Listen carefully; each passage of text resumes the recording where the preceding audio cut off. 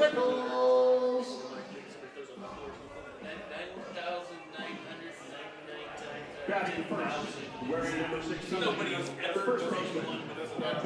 You can't beat baseball on Sunday, and that's what we have in store here at the Ridgefield Outdoor Recreation Complex, otherwise known as the Rourke.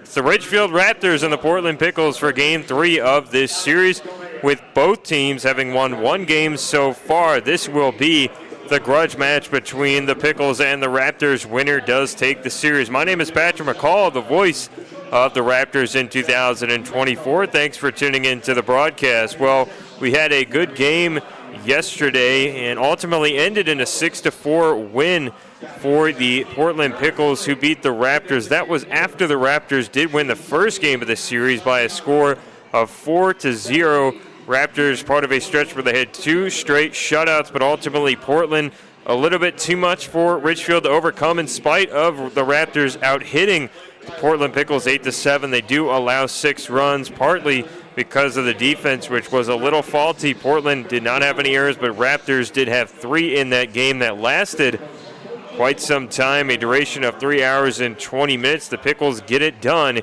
and we are going to look into today's pitching matchup for this Sunday matinee as we have Game 3 just ahead.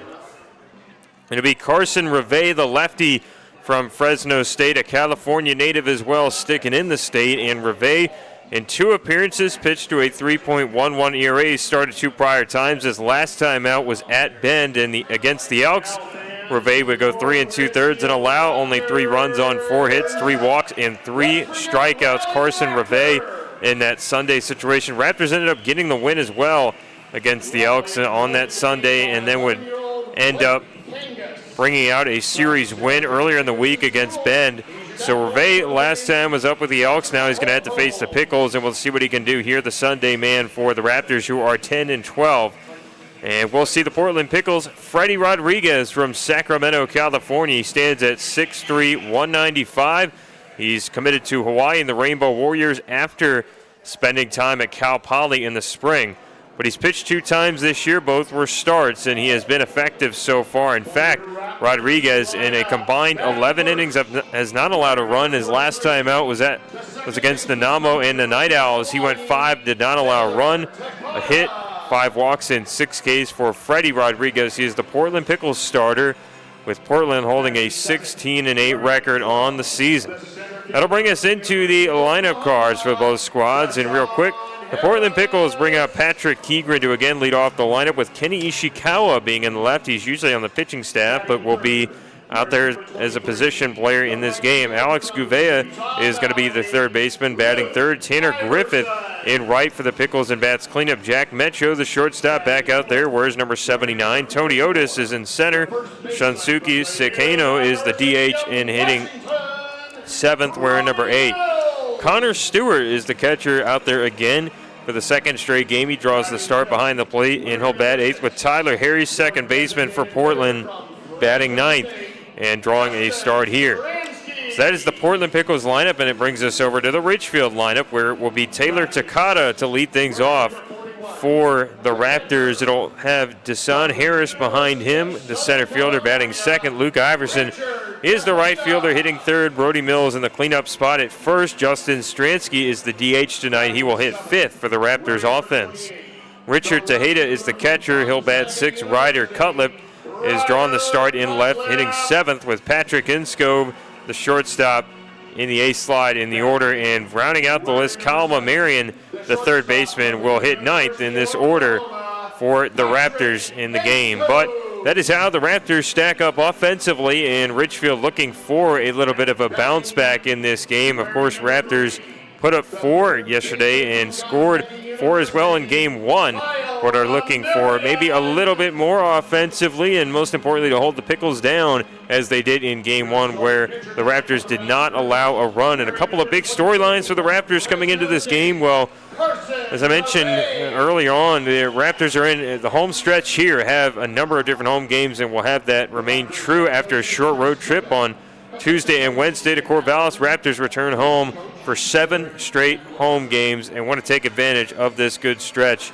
at home. And with that being said, Ridgefield will step aside for the national anthem here, and During the break, we'll get to take a listen to some of our sponsors, but be right back with the Raptors and the Pickles in Game 3. Winner takes the series on the other side of the break.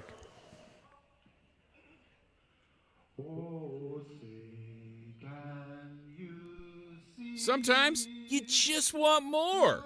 So unleash the power of Burgerville Rewards. While others merely go out, enjoy a meal, and go home, you, the genius that you are, capitalize on every burger, every shake, and every fry to get even more burgers, more shakes, and more fries. Oh, and every dollar you spend supports local ranchers, farmers, and producers. So join Burgerville Rewards today, because you deserve more. C-Tran is your public transit system offering service in Clark County and beyond. Catch local service in Clark County, plus regional and express service to Portland. And now you can ride the current C-Tran's new on-demand service operating in Ridgefield and other areas. So leave the driving to us. C-Tran will take you out to the ball game and anywhere else you need to go. Visit c-tran.com for more information. C-Tran, our community, our promise. When you need short-term communications for your business, project, or event, call the pros at Day Wireless Systems. We rent Motorola two-way radios, cellular devices, and satellite phones by the day, week, or month. We have thousands of units of inventory, and our experienced rental teams will make sure you have clear communication throughout your entire event. Visit us online at daywirelessrentals.com for more information. Day Wireless Systems, where a lot happens in a day. At Dick Hanna, we know that buying a car can feel like you're in some overdramatic reality show. There's shocking news. 6 weeks to get the red one? And people who aren't here to make friends. Honey, look confident. The salesperson is coming. At Dick Hanna, our huge inventory of 14 brands and 600 plus used vehicles means we have something for everyone. So skip all the... At Dick Hanna, we believe in nice and making nice your reality. Just about set for first pitch here from Ridgefield on what's turned into a beautiful Sunday here in the Pacific Northwest.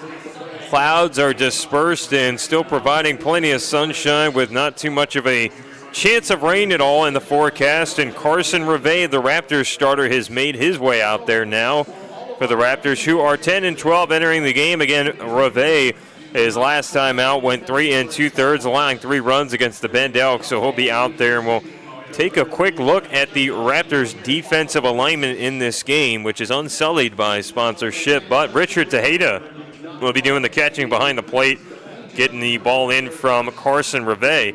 Brody Mills is at first base. Taylor Takata is the second baseman for Ridgefield, with Patrick Inskove being the shortstop and drawing the start there in the 6th defensive spot.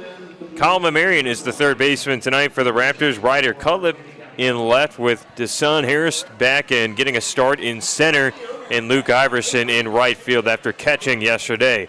That is how the Raptors stack up defensively in Game 3 here, with first pitch just around the corner at 1:05. And these two teams have been competitive so far in the South, and of course, the storyline for the Pickles coming into this game with a record of 16-8, so Corvallis didn't play yesterday. The Pickles now 3 behind Corvallis, with as many left to play, would need to win out and Corvallis to lose out to have a shot at that Southern Division title in this first half of the WCL. It's going to be difficult, though, for a Corvallis team that has been great this season and will be up against the Raptors, so ultimately could be the Raptors right in between two in the South, and this is a bit of a barometer this series. And then not only that, going on the road to Corvallis, a tough stretch for Ridgefield, but figure the Raptors can find a way, especially to a series win here against the Pickles, and then compete with the Knights coming up soon. Of course, that'll be on Tuesday, Wednesday, and then a home game against the Knights on Thursday. Well, the Raptors may feel confident moving forward. And with that said, it'll be the Portland Pickles finally up there as we're just about set for action from the work. Patrick Keegren stepping in for Portland's offense, and we'll see what he can get done in this game. Keegren from San Francisco, hitting .250 on the year in 22 games. First pitch from Reve. It is over the plate, called a strike, and 84 miles an hour gets us going at 104. Weather sitting at about room temperature 72 with the wind barely blowing to the west a few miles an hour. Cloudy, but has opened up a little bit out west with some sun being mixed in, and chances of rain just 3%. So it should be a nice clear day here for baseball. Here's the 0-2. And that is outside. Of course, the Raptors and the Pickles, both the teams matched up early on in the season, and the Sunday game was rained out earlier in the month. So it'll be the 1-2 from Reve. And he gets a strikeout to begin the day. Carson Reve looks strong going up against Keegren. There's one down. And now we see Kenny Ishikawa. And has not been a prominent hitter in the Portland lineup on the year. In fact, you've seen him on the mound more often than not. From Japan, he stands at 5'11", 185, and actually enters in with 5 appearances on the mound, but nothing at the plate. His first pitch comes in and is called a strike. Raptors back in the home red uniforms today, and also the black Raptor caps with the white logo and then the white pants as well. Portland back in a navy blue top with the white numbers and stripes near the arm sleeves, and ultimately the gray pants and the traditional blue and white socks for Portland in this game. Ishikawa is the nice blue-themed bat for the Pickles order as well as Reve throws. And that ball is hit back to the screen.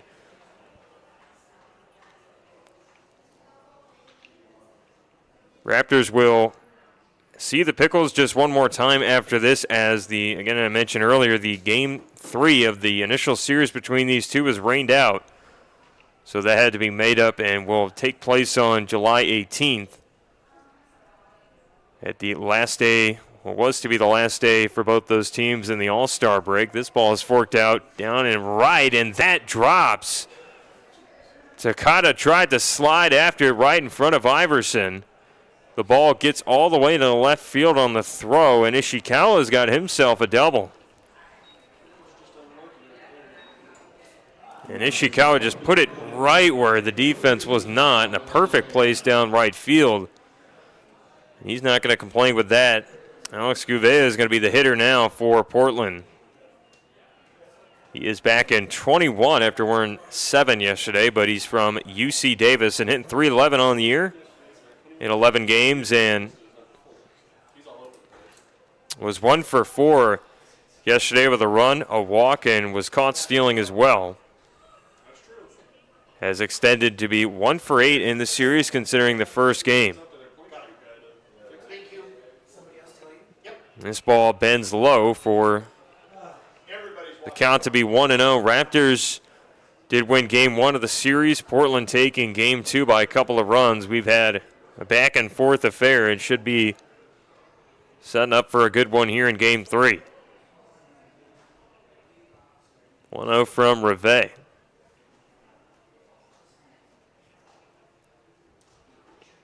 And he got it to the outside corner for a strike. Slow deal tonight for the home plate umpire, Riley Keller.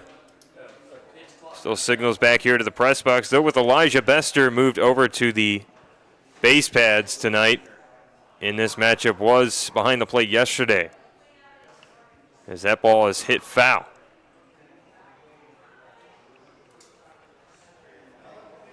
Raptors will be off tomorrow, enjoy the day off, and then ship out to Corvallis to play the Knights on Tuesday and Wednesday. Corvallis, of course, home of the Knights and the Oregon State Beavers in the spring. 1-2. Hit foul. Oregon State, one of the more prominent teams, definitely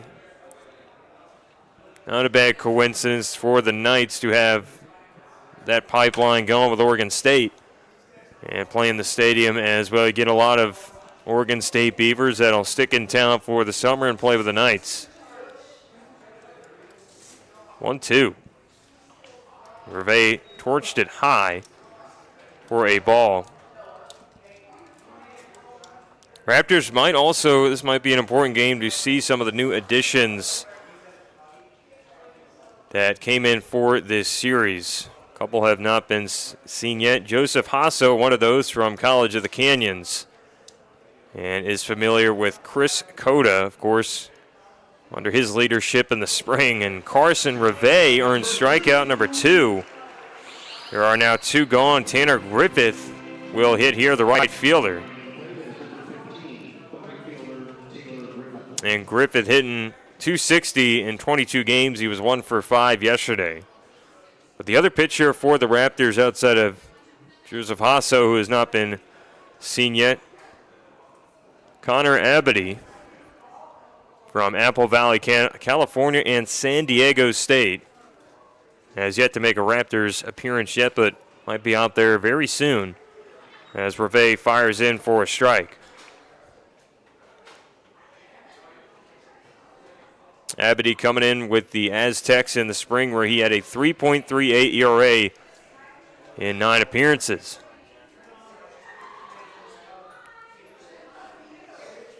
That ball is low. Tejeda could not frame it. Raptors will try to stay in the strike zone here and get ahead to these Portland players. Pickles' offense been prominent at the top. A lot of hitters that get over that 300 mark. As Reve just looked that one a little low to the liking of Riley Keller. Count will be 2-1. No score in the top of the first. Portland and Ridgefield in Game 3 here on a Sunday from the Rourke.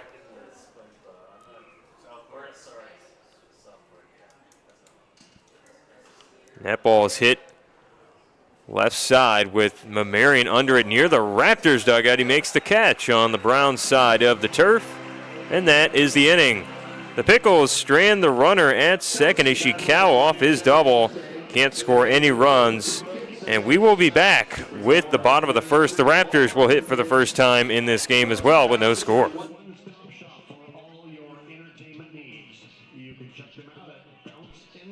We've been perfecting the process since 1989. And since we're family run, we keep the community in mind. RVs, boats, campers, trailers, if you're missing some glass, we can make it custom tailored. Windshields or rock chips or any shattered mess, give us a call at Hampton Auto Glass. Raptors offense due up in a tie ball game at 0. Bottom of the first from the Rourke. A quick message from our friends at ANNCR. You're free now, free to experience the internet like you've always imagined, free to stream, game, and share like never before. That's because Quantum Fiber Internet unleashes what you need to make the most of your online life. Speed, reliability, and seamless Wi-Fi coverage for your home or business, and it all comes at a value you'll love. Now get 500 meg internet for $50 a month from Quantum Fiber, and with Price for Life Internet, keep your internet service monthly rate for as long as you keep your plan. Internet service monthly rate subject to continued plan availability. That's 500 meg internet for just $50 a month and a rate you can rely on, all from Quantum Fiber. Welcome to Internet Freedom. It's your world unleashed. So the Pickles going to have Freddie Rodriguez out there. A team 16-8 looking for a 17th win on the season. Rodriguez stepping in for those that were not tuned into the pregame show. Committed to Hawaii. Has not allowed a run in 11 innings this year, and he's been really effective. But now comes in to face Takata, Harris, and Iverson in the first inning. And we'll get a quick look at the Portland defense in this matchup. Connor Stewart is the catcher behind the plate. Patrick Keegren over at first. It'll be Harris at second with Jack Mecho at the shortstop position. It'll be Gouveia moved over to third with Ishikawa in left. Tony Otis in center. He had a home run yesterday, and Tanner Griffith in right. That is how the Portland 9 scratch up with Freddie Rodriguez, of course, on the bump. He will get going here against Taylor Takata. Number 43, your second baseman from Hawaii, Taylor Takata. Takata went 1 for 3 yesterday. He's hit .308 in 13 games this season. First pitch coming down. And that one roped into the outside corner for strike one.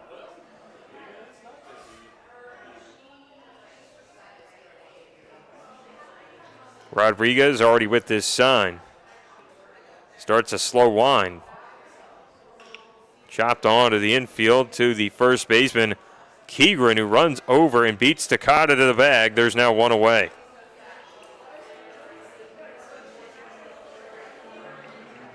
It'll be Deshaun Harris from Oklahoma.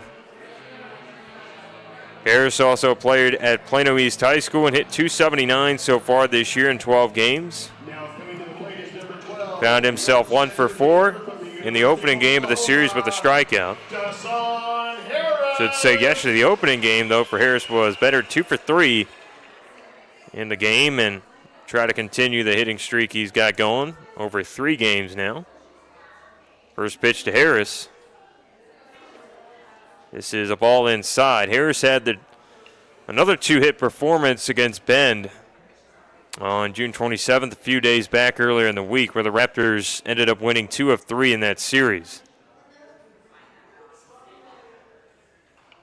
And Harris skies it foul.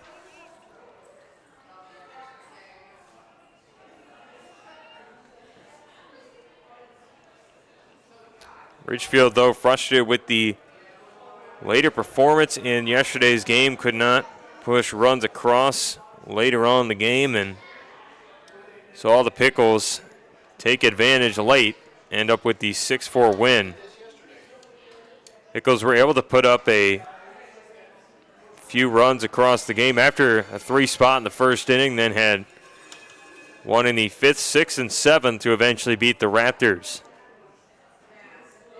2-strike offer. It looked like Rodriguez almost cut off halfway through his windup and got it to the plate for a ball.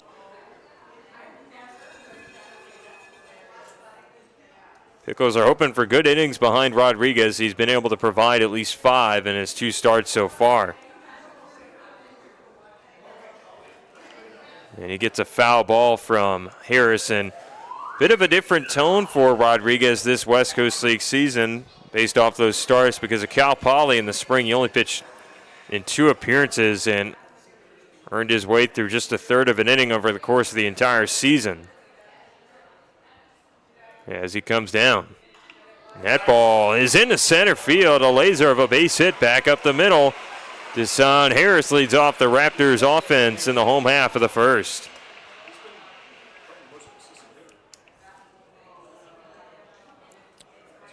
Raptors want to back up Harris with Luke Iverson to the plate now.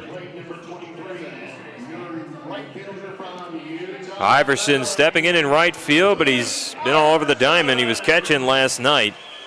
Has had 2 hits in the last 2 games against Portland and comes in hitting a total of .297 on the season. Iverson stays away from a ball outside. For Iverson, he's had 74 ABs, 22 games played. This is his 23rd straight from Utah Valley. Out there with the Raptors every night. The 1-0. And it's forked inside off the bat of Iverson to the shortstop, Mecho, who goes over his shoulder with a leap and gets the out. That was a ball that could have been trouble. Mecho read it perfectly and got the out, with Brody Mills being the Raptors hitter. He's from Yakima, Washington, playing with the Huskies, though, up in Seattle in the spring, and now steps in hitting .154 in 7 games. Rodriguez to the plate here. check on first, and Harris slides in. Raptors and the Pickles tied at 0 in the home half of the first inning. We are at the Rourke for this contest with Ridgefield in its big home stretch this part of the season. Starting on June 25th and July 25th, Raptors playing 18 of 25 at home. A lot of chances to visit the park here, and the Raptors will also be at home coming up for the big holiday on July 4th. As we'll see the first to Mills. Harris is going to second, throw down. It is well to the right of the bag, and Harris had maybe a chance to head on to third, but it would have been close, and he'll stick to second with a stolen base. Raptors into scoring position with a go-ahead run.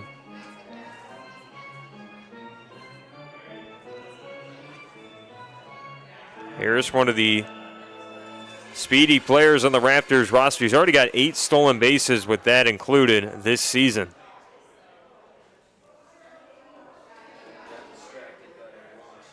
Here's the 1-0 to Mills.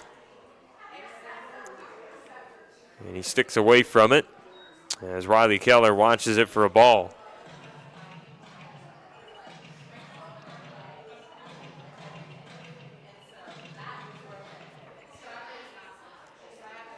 Fans buzzing around the work ahead of this 2-0 pitch. And this laces inside for a ball. Raptors did have quite a bit of a noticeable change to their offensive tactics, at least the way it has looked over the last few games. As we'll see a 3-0.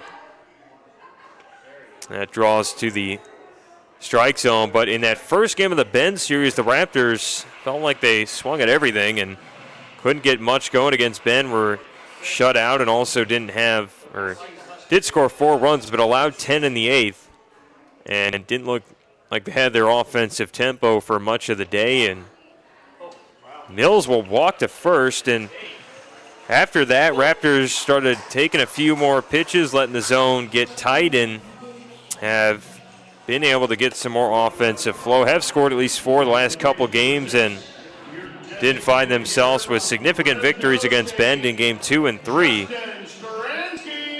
Ridgefield not been shut out for a few games, with Justin Stransky dishing in. DH at .255, his batting average in 14 games. And that ball zaps away from the plate, 1-0. Stransky, a transfer of Lower Columbia College. He was there for a couple of seasons and finished third on the team last year for the Raptors with a .337 batting average in 2023.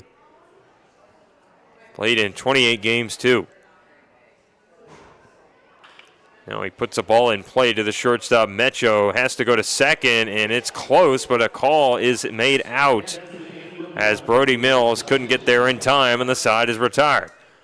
Raptors aren't able to push anything across and left 2 on after 1. Still no score between the Pickles and the Raptors as we head to the second.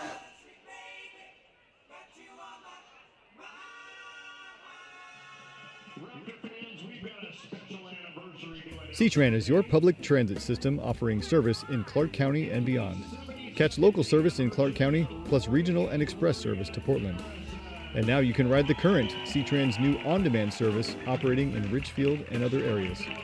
So leave the driving to us. C-Tran will take you out to the ball game and anywhere else you need to go. Visit c-tran.com for more information. C-Tran, our community, our promise. When you need short-term communications for your business, project, or event, call the pros at Day Wireless Systems. We rent Motorola two-way radios, cellular devices, and satellite phones by the day, week, or month. We have thousands of units of inventory, and our experienced rental teams will make sure you have clear communication throughout your entire event. Visit us online at daywirelessrentals.com for more information. Day Wireless Systems, where a lot happens in a day. At Dick Hanna, we know that buying a car can feel like you're in some overdramatic reality show. There's shocking news, 6 weeks to get the red one? and people who aren't here to make friends. Honey, look confident. The salesperson is coming. at Dick Hanna. Our huge inventory of 14 brands and 600 plus used vehicles means we have something for everyone. So skip all the... At Dick Hanna, we believe in nice and making nice your reality. Portland Ridgefield tied at 0, top of the second here from the Rourke. Carson Reve going to go against Jack Mecho, the shortstop for Portland, who steps in. And Portland looking for the win after they got one yesterday. Raptors won game one and won the series victory for the second time in a row. Mecho hitting 190 in 10 games. First pitch. Fouled back. Mecho played yesterday and went 1 for 2 with a run, a couple walks, a strikeout, and stole a base. Actually was wearing number 3 yesterday and now 79.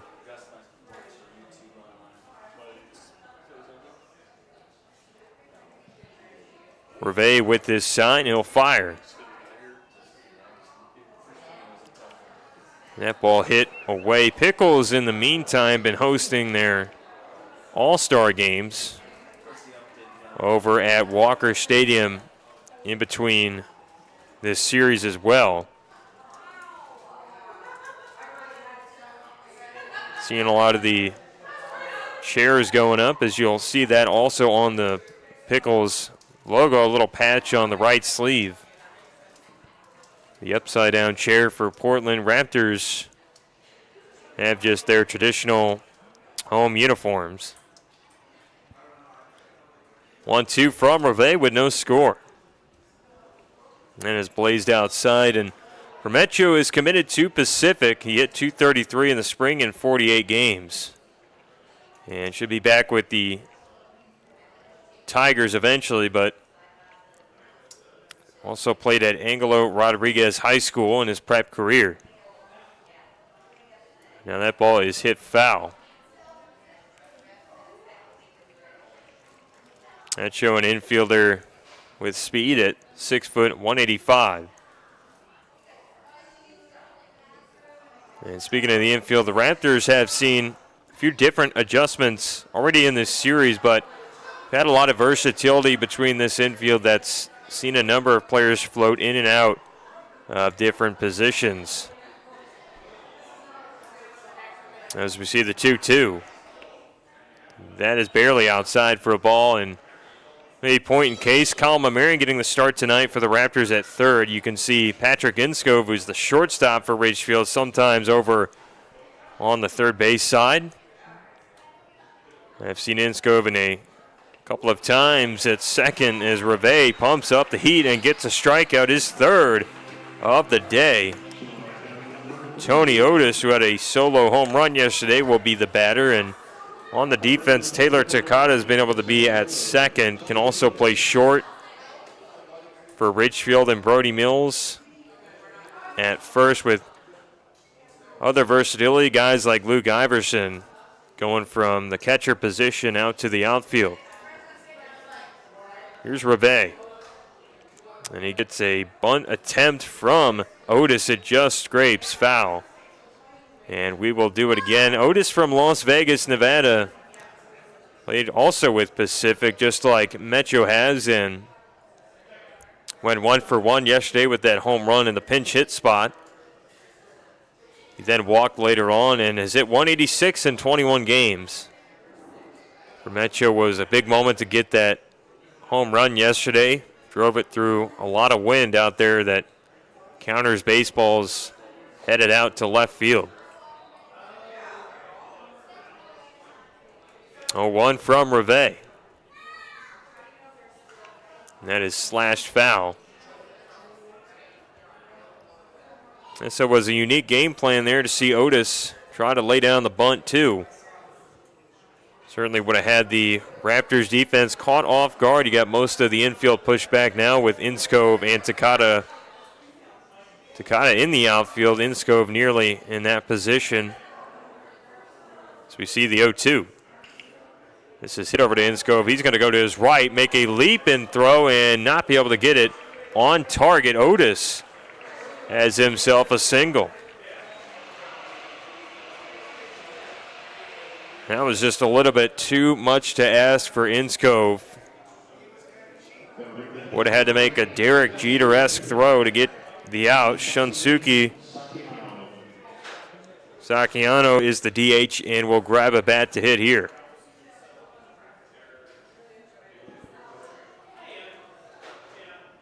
Coming all the way over from Japan to play with the Pickles and has hit 186 in 16 games. He hits it foul. He was 0 for 2 a couple nights back against Ridgefield. Did not play yesterday. Had a walk in his effort in the opening game of the series. And Mark Magdaleno, the Pickles manager, with a lot of praise for Shunsuke, said that he's one of the more important recruits that he's able to land with Clark, and also has now seen Shunsuke make his way over to CSUN and, of course, Cal State Northridge, sending a lot of players throughout the West Coast League. We'll have the 0-1. Otis is going to go to second. Throw by Tejeda, and it is not in time. Otis barely beats out the throw from Tejeda. He'll be in a scoring position with a chance to score the first run of the day for either side.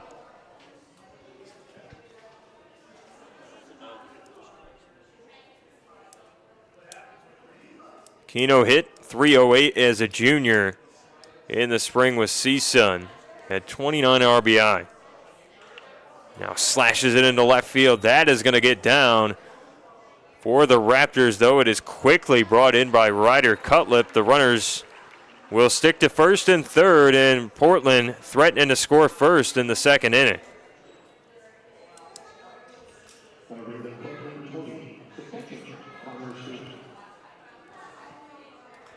Sakino on first. It'll be Otis at third. Connor Stewart is the catcher, hitting .269 in 16 games. Junior right-handed bat from Cal State Northridge, just like his teammate on first. He's at .269 with the Pickles and bunts that off for a foul ball. Stewart, a transfer of San Diego City College, but did grow up in Clinton, Ohio, quite a ways from the sunny city of San Diego. Still found his way over to JUCO ball there and has since transferred into CSUN, but has had a long baseball journey. Now playing in the Pacific Northwest here with the Pickles. Been all over the map with Carson Reve going to throw the 0-1. And that is fouled well away from the line into right field. It'll be 0-2. Portland did score at first yesterday, a game that they won 6-4. Put 3 up in the first inning. For the Raptors were able to respond in the second with a couple. Here's the 0-2.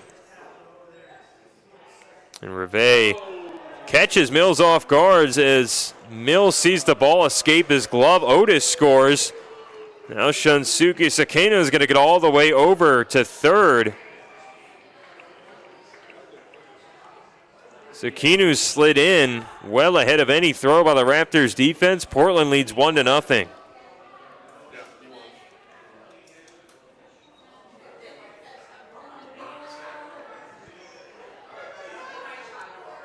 Now Sakino's 90 feet from scoring with Connor Stewart. Still waiting the 0-2. And now Reve will have to find a put away. And this ball is going to be blown out to left field deep in the hole, and then as Cutlip making the catch, he then fires to the infield, but it is not in time, and Portland scored another. Sakino, the DH, has scored. Portland leads 2-0. It'll be Tyler Harris, second baseman for Portland.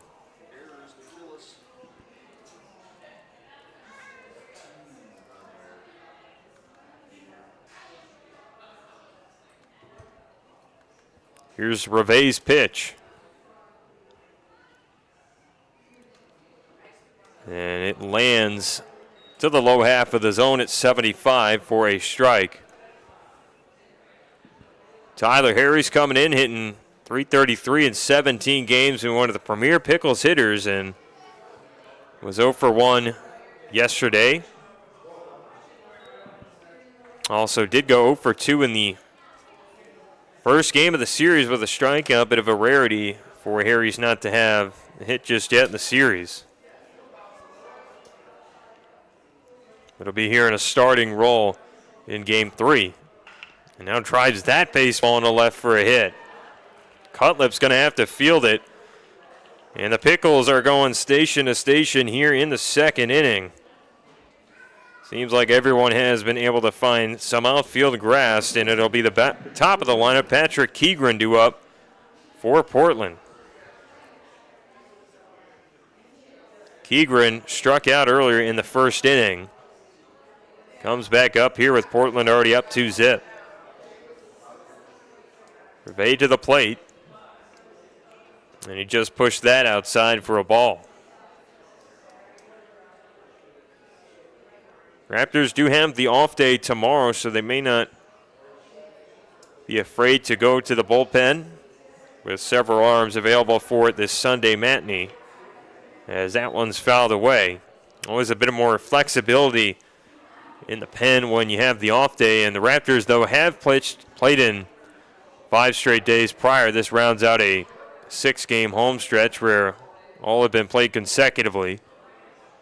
Raptors took the day off Monday, played the Elks from Tuesday to Thursday in Portland since Friday night. Here's the 1-1. And Tejeda frames that into the zone for a called strike. Raptors need just that one big out. Put down the Pickles.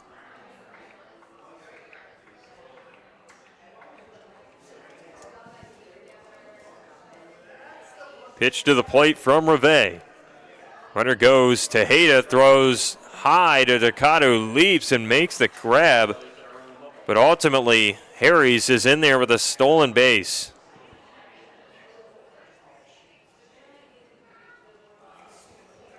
Second time a Pickle has stolen a base in the inning.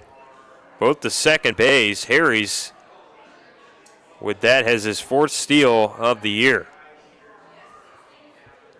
Pickles threatening to grab a 3-0 edge with the runner 180 feet away.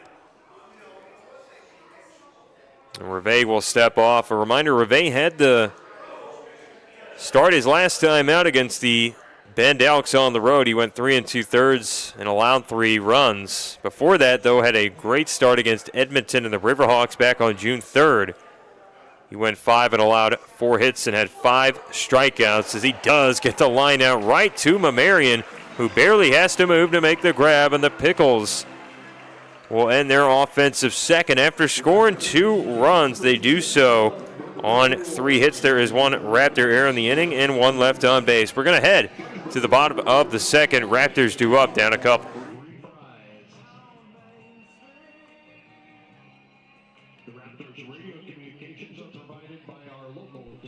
We've been perfecting the process since 1989. And since we're family run, we keep the community in mind.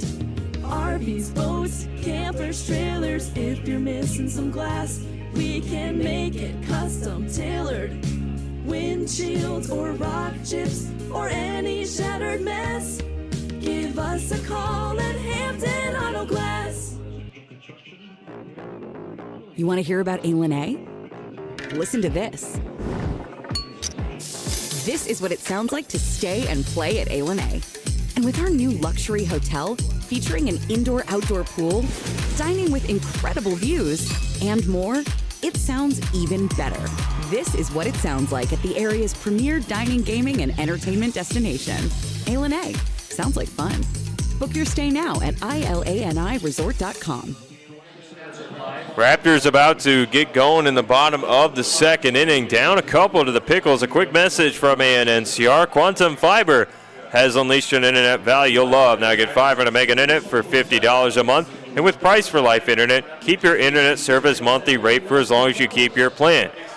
Internet service monthly rate subject to continued plan availability. Quantum Fiber Internet, your world unleashed. Raptors looking to rally. Down a couple. Pickles took the lead in the last inning. And we'll see Richard Tejeda from Southern Cal going to step in here.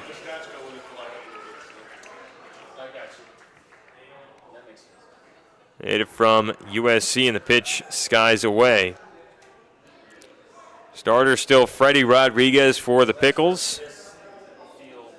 They just played in 11 games, and yesterday he got a pinch hit appearance in that ninth inning, but did fly out to center. And now he drives it into right center with a lot of carry. That's going to send back Griffith. He is at the track and makes the catch. That's the first out in the second. Ryder Cutlip due up here for the Raptors, the left fielder from Meridian, Idaho. He's hit .259 in 9 games. 1 for 3 a few days back against Bend. Had an RBI as well and 2 walks. First pitch to Cutlip.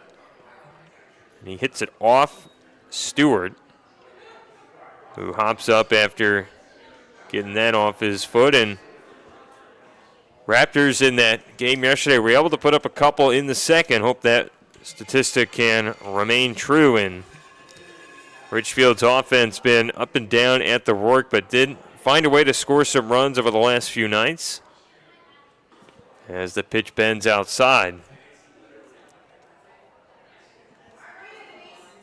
Ridgefield early part of the year did not have the offense working like it wanted against Portland at Walker Stadium, as Cutlip shoves it foul.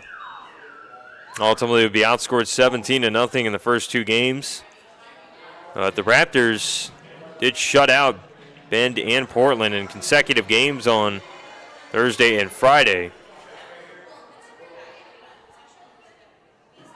Also have not been shut out themselves since losing 6-0 to Bend on Friday, June 21st. And Cutlip's going to have the count at 2-2.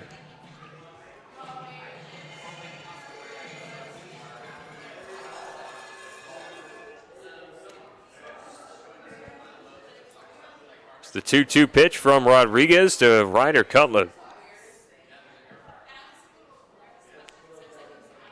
This ball just escapes the zone. Count will be full.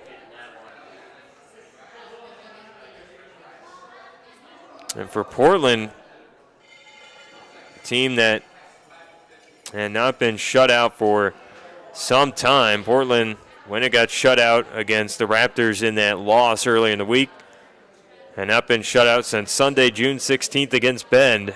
Elks have been premier pitching staff in the WCL this year. And ultimately, Bend, a tough place to go and earn a win. Raptors were able to get out of that series last week with 1 over there in Oregon. We'll see Ryder Cutlip tied in a 3-2 pitch, down a couple. Drives it right field, and it just escapes foul. Off the chain link fence here at the Rourke.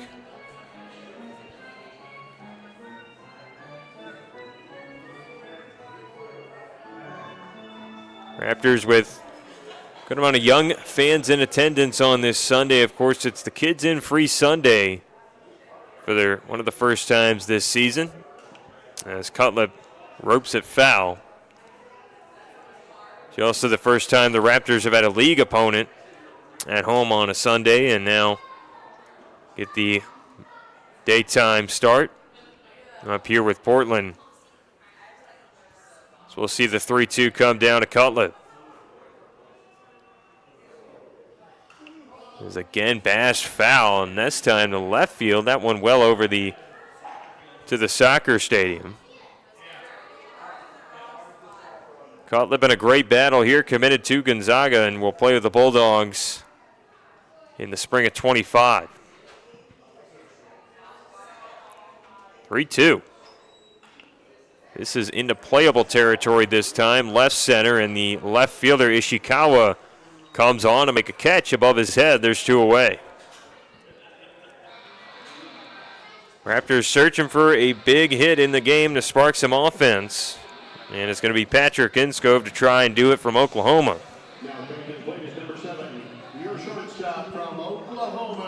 Inskove on the year has hit 140 in 13 games. Played yesterday and went 0 for 3 with a run, a walk, and a strikeout. It's the pitch to Inskove. And Rodriguez bends it for a strike.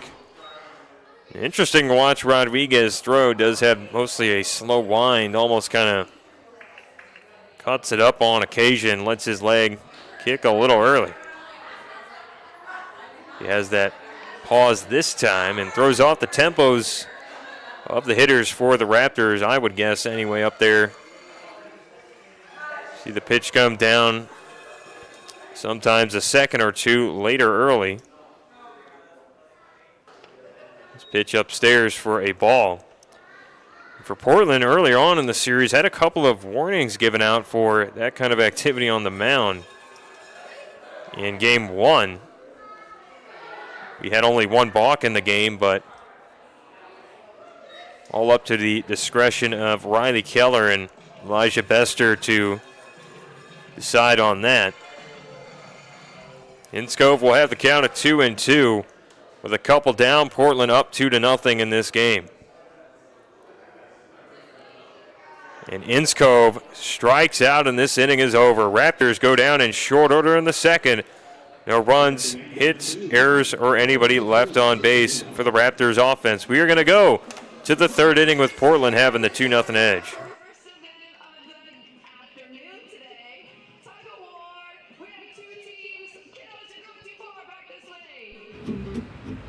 Thanks to Les Schwab Tires. I'm a confident backseat driver, but Mom's a little stressed about spending.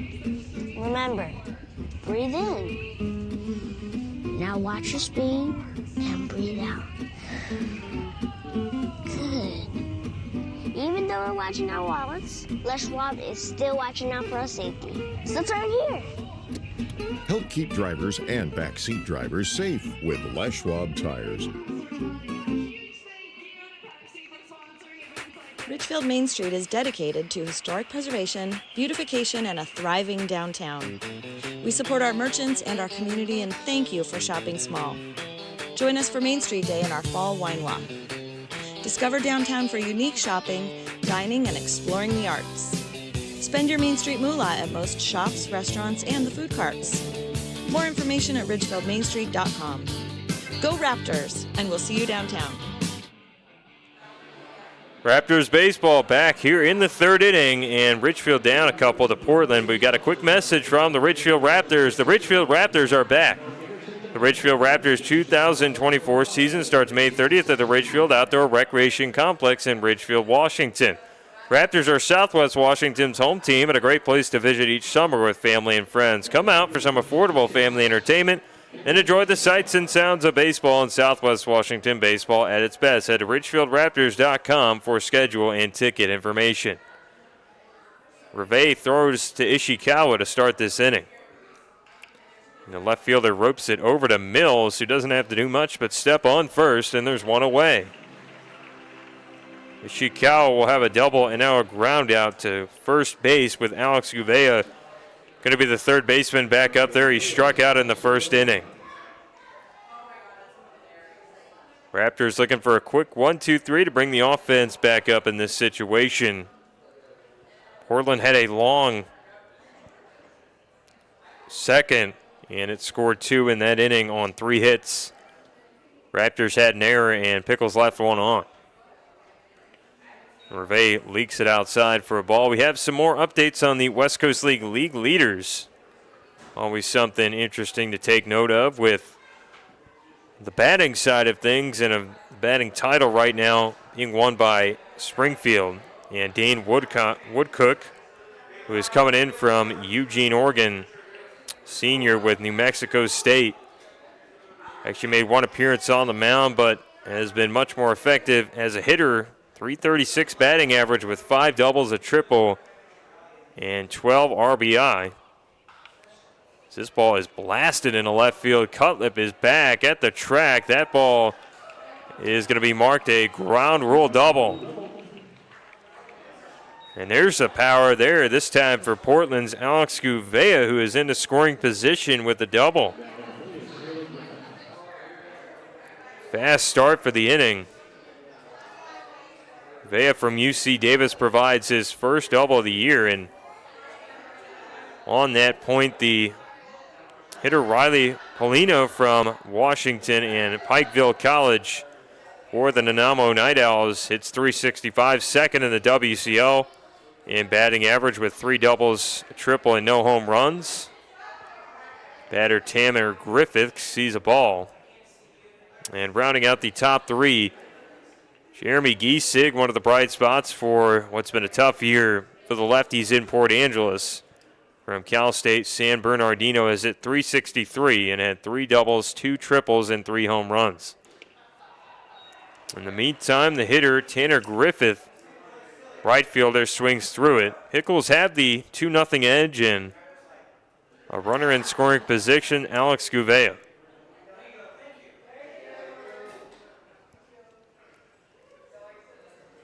One from Reve. This is bent outside for a ball. Raptors down a couple, don't have any hard throwing in the left field pen. A couple of guys up and stretching, but that might not be anything beyond regular routine for the Raptors. 2-1 pitch from Carson Reve. There's a beautiful bender at 75 for a strike. Nothing wrong with that from Carson Reve. Ray coming in from Fresno State has a 4-pitch mix-up. Throws a 2-2. And this is outside for a ball, but has a four-seam, a changeup, slider, and sinker in the arsenal for Carson Reve from Fresno State, and pitched at Bear Creek High School back in the day. Here's the lefty with a full count offer. There's a ball that is into the white and blue sky. Now trails into right center where Takata makes the catch. Shallow side of the outfield. There's 2 gone.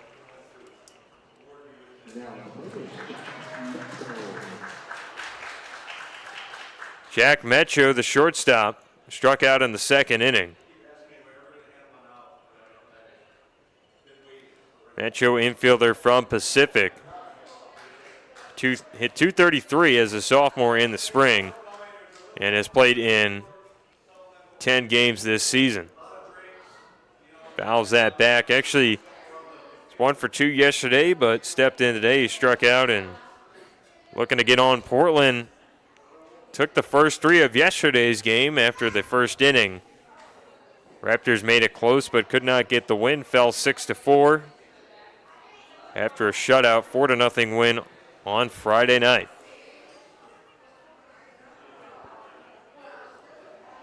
And Reve shows a nice sinker that time for strike 2.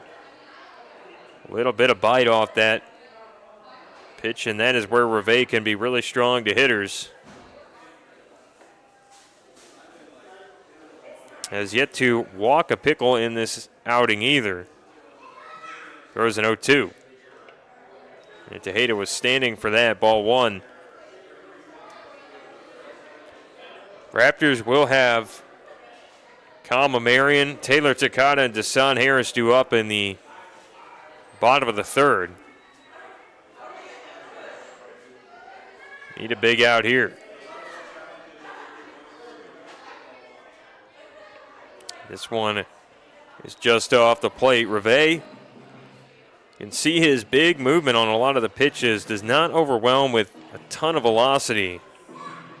on his fastball, but will attack with a lot of movement and run to the outer edges of the plate.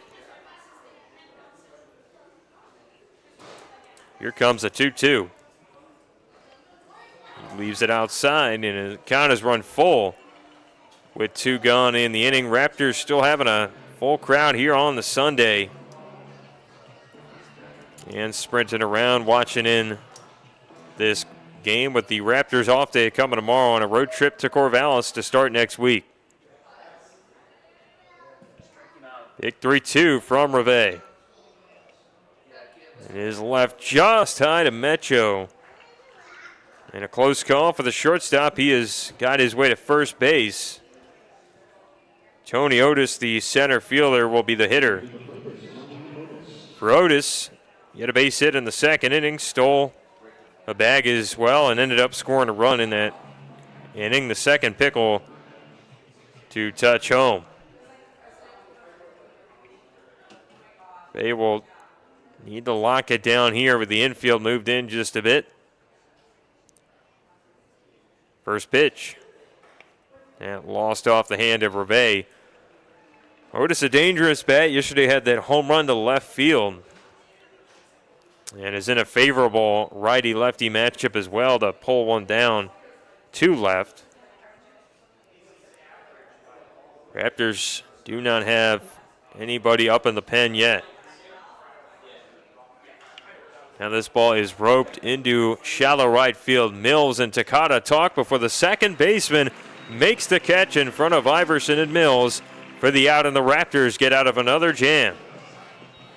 No runs on 1 hit, no errors, and 2 left on for Portland's offense. We're going to be back with the bottom of the third here from the Rourke.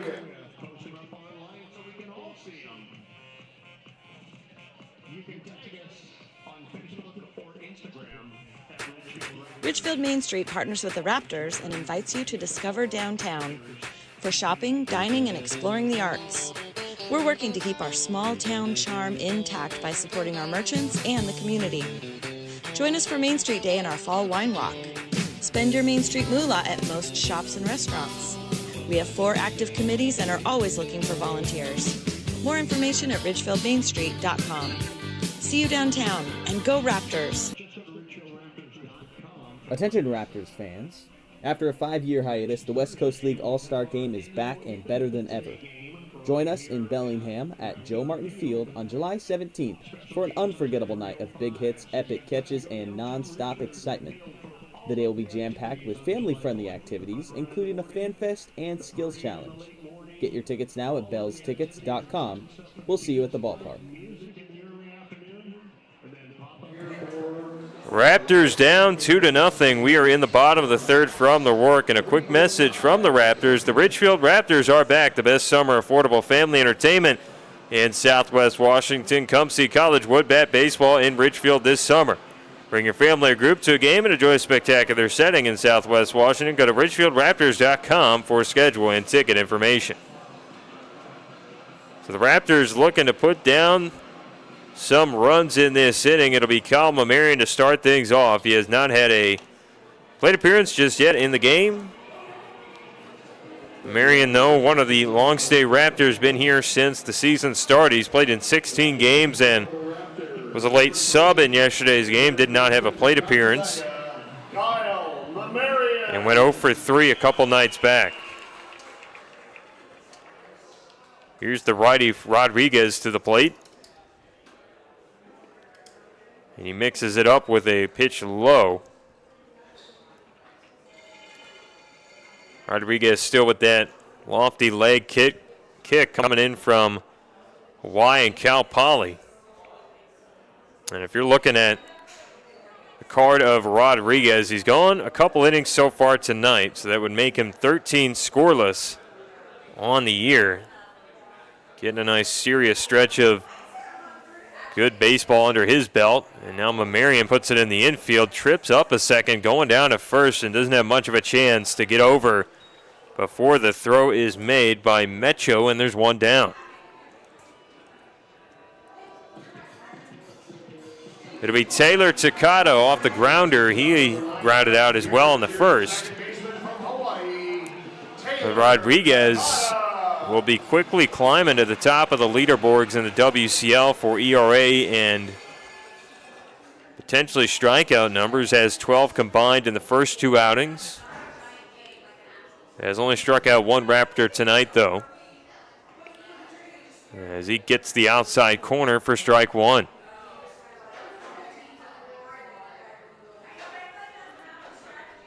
And a tough man for the Raptors to figure out. It'll make it more important to not be able to give much up the rest of the way, as that pitch is bent low. Of course, the Pickles will be on likely a pitch restriction for Rodriguez.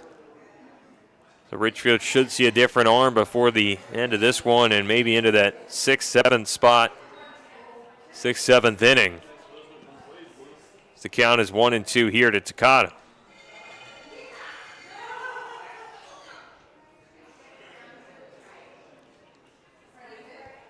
Here's Rodriguez with his wind and fire at home.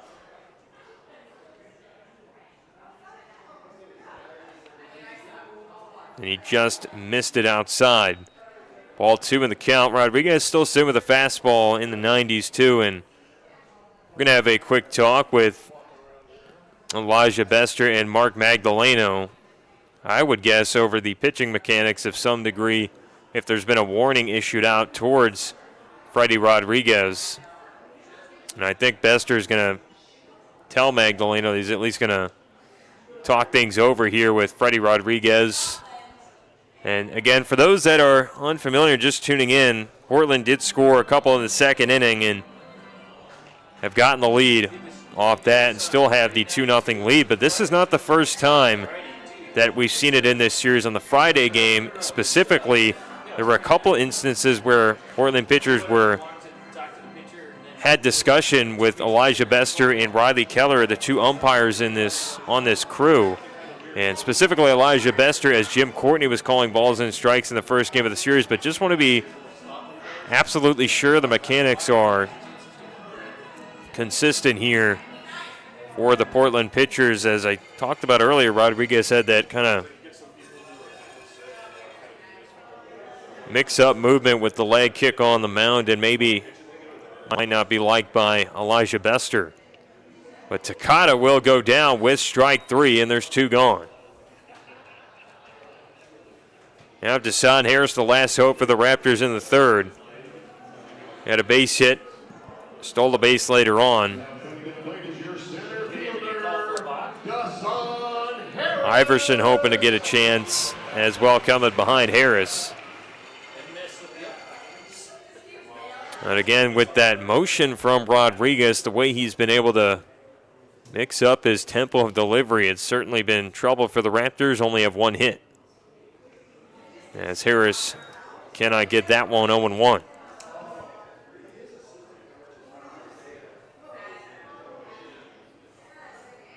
Raptors 1 hit came earlier on Desan Harris, a single in the 1st. As we see Rodriguez with a slow offer to the outside for ball 1.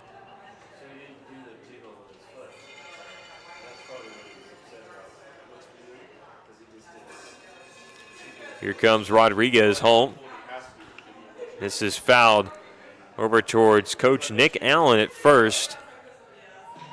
Raptors having both fifth-year coaches out there on the diamond, with Allen at first and third base coach Chris Cote, who's also the head coach for the Raptors. Their 5th season here at the helm of Ridgefield. As Harris hits it back to the screen, a foul ball. Harrison, a nice battle here. Raptors still only down 2-0 to Portland. Plenty of innings left to go to provide a comeback. Want to get that offense going as soon as they can, as we see Rodriguez home with a 1-2. That's fouled away again.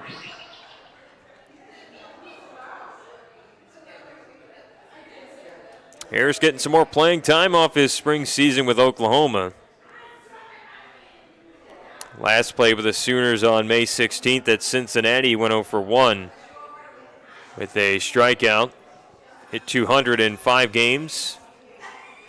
1-2. This dashes away.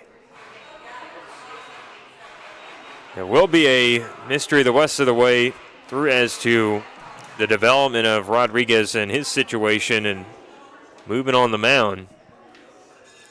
If he ever is called, we had one balk earlier in the series on a Portland pitcher. But Harris will strike out and end the conversation for now, and that is the inning. Raptors score no runs, no hits, no errors. There is no one left on either in the inning. Ridgefield down a couple to Portland as we go to the 4th inning.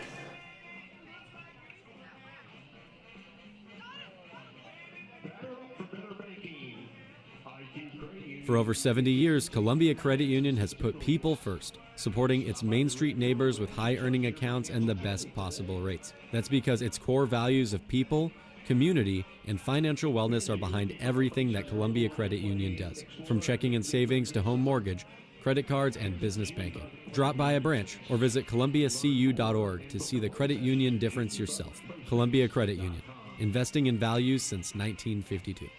Listen up, baseball fans. Head into Safeway to score on great deals all season long. Safeway has everyone's tailgating favorites, from fried chicken and party subs to fresh cut fruit and veggie trays and tons of easy meal options. Satisfy your whole team for the ultimate game day experience. And you can save a cartload of time with Safeway Drive Up and Go. Just shop online at Safeway.com, head to the store, and we'll bring your groceries right to your car. Safeway, sponsor of the Ridgefield Raptors. Holt Homes is proud to be a local builder. We embrace all that is special about Oregon and Southwest Washington. The natural beauty of the landscape, the dynamic climate, the community that brings us together. It's why we live and build in this place that we love. Holt Homes, built for the Pacific Northwest. Find home today at holtpnw.com. And Suki Sakenu going to lead off the Portland inning. DH hitting 7-8-9 as he flies it out towards center. Harris dances under the sun, stares right up into the sky and makes the grab. There's one down. One pitch, one out for Carson Reve. And he will face Connor Stewart, the catcher, who had a sac fly and RBI in the 2nd inning. Portland still with that 2-0 edge over Ridgefield. This is the grudge match of the series, but the Raptors take in Game 1. Pickles responding with a Game 2 win. And Reve misses outside for a ball.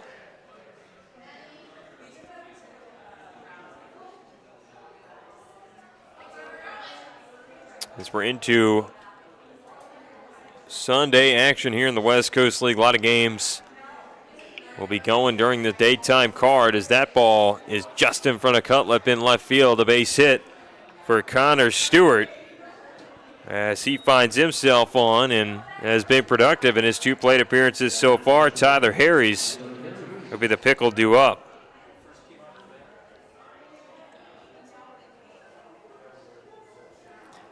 Harris, the second baseman, had a base hit and stole a bag in the 2nd. To get you a quick look around the West Coast League scoreboard up at Remax Field, the Riverhawks and the Lefties have already made their way into the bottom of the 8th, with Port Angeles up 2-1. That pitch is low. The bottom of the 4th has arrived between the Drifters and the Black Bears, with Springfield up 2-1 over Cowlitz. The Apple Sox down to the Bellingham Bells 1-0 at Joe Martin Field. The top of the 1st is going now with the Sweets and the North Ball is tied at 0. And a few games to come here in the WCL, which have not kicked off yet. The Yakima Valley Pippins is going to play the Kelowna Falcons at 6:05. And from Wilson's Group Stadium, the Night Owls will play the Harbor Cats at 6:30. And Reve finds the zone for strike 1. Raptors have the double play ball in effect here. Down a couple, have been out hit by the Pickles 6-1 so far in the game.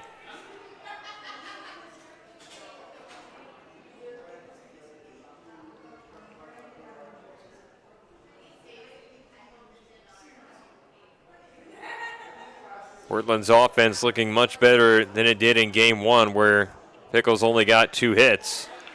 Now this ball is hit high in the air left field. Cutlip shakes his legs over to the baseball in left field and makes the out. There's 2 down.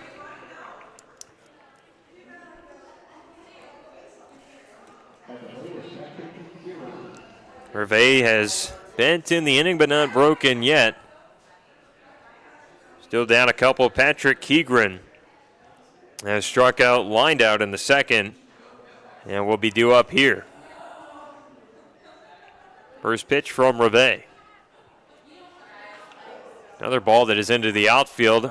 Cutlip and Harris talk before Ryder makes the catch in left center, and the inning is over. The Raptors use Hervé's strong pitching to get out of the jam with 3 flyouts. And Portland scores no runs on 1 hit. There are no errors and 1 left on. We're going to go to the home half of the 4th. Ridgefield down a couple.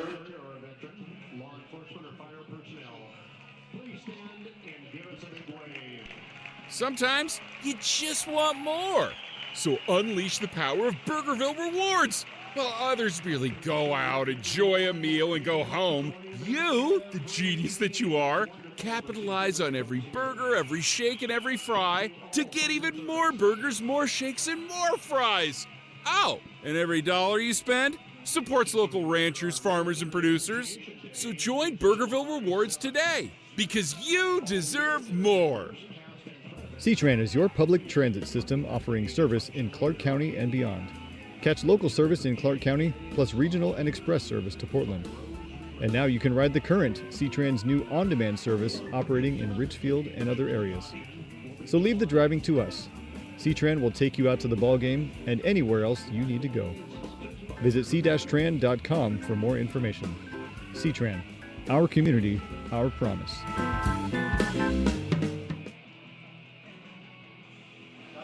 Raptors down 2-0 in the bottom of the 4th. Quick message from our friends at Buffalo Wild Wings. Craving wings, dive in a flavor overload at Buffalo Wild Wings every Thursday. It's BOGO free boneless wing day. That is right. Buy one of our mouth-watering wings and get another absolutely free. Gather your herd and head over to Buffalo Wild Wings for a Thursday feast you won't forget. With an array of sauces and seasonings to choose from, there's something to tantalize every taste bud. Don't miss out. BOGO free wings every Thursday at Buffalo Wild Wings, because when it comes to flavor, we don't just wing it, we master it. See you there. Raptors looking for a bounce back. Gave up the 2 spot to the Pickles in the second. Have not been able to respond yet. And Portland's still going to have Freddie Rodriguez, the starting pitcher, out there. He has now thrown a combined 14 scoreless innings on the season. Been really effective and continues with another strong outing. We'll see Luke Iverson, who's been one of the Raptors' best this season. He is 0 for 1 on the day.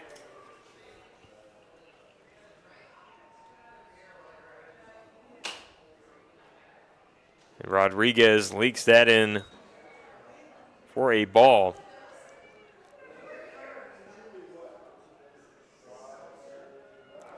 West Coast League soon to have the All-Star game coming up soon and returning this season with the 1-0.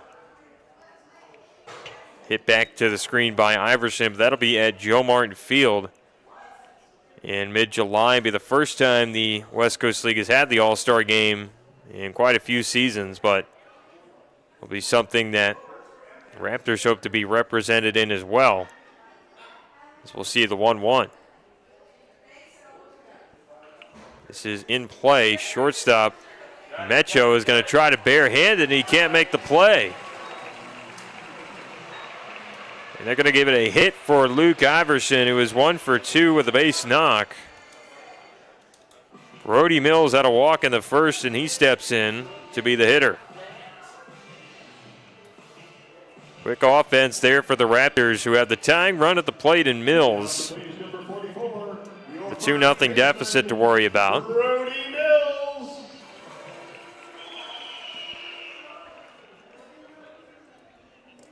Here's the pitch to Mills. And that is a check on Iverson that's not in time.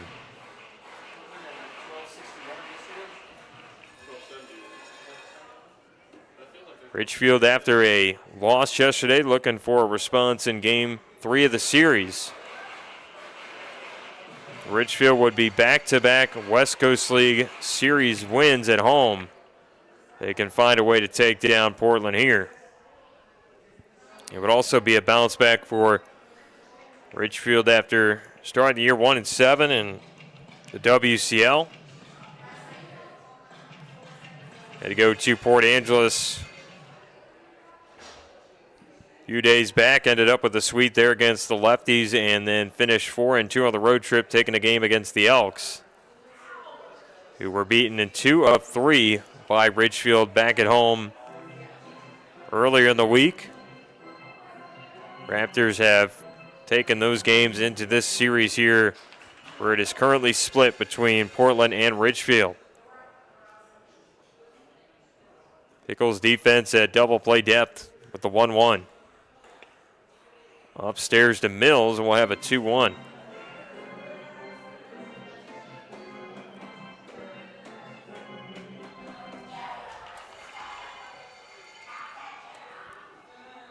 More crowd ready to explode here for a big Raptors hit. This ball is dove back over to Iverson at first, and a lot of fans out on the lawn tonight and over the right field fence beyond the Pickles bullpen. Nice day to sit in the sun. The 2-1 is hit foul of the concourse, and could be a bit of a issue at times. You're in right field on a Raptors typical start at 6:35 with the sun setting pretty much in front of your face. But this time of the day might not be a better spot, and who knows, maybe you can get a baseball out there in this matchup with that wind blowing typically over towards right center at the Rourke. But Mills just survives as Rodriguez and Stewart cannot combine to get the call. Mills not going around. Some verbal discussion between the Pickles dugout and Riley Keller, home plate umpire. Rodriguez stares in, looking for a sign ahead of the 3-2 here to Brody Mills. Now Iverson takes off. That ball is inside. And Iverson will be at second either way, with Mills heading to first. Raptors have put the first couple on and now have Justin Stransky due up.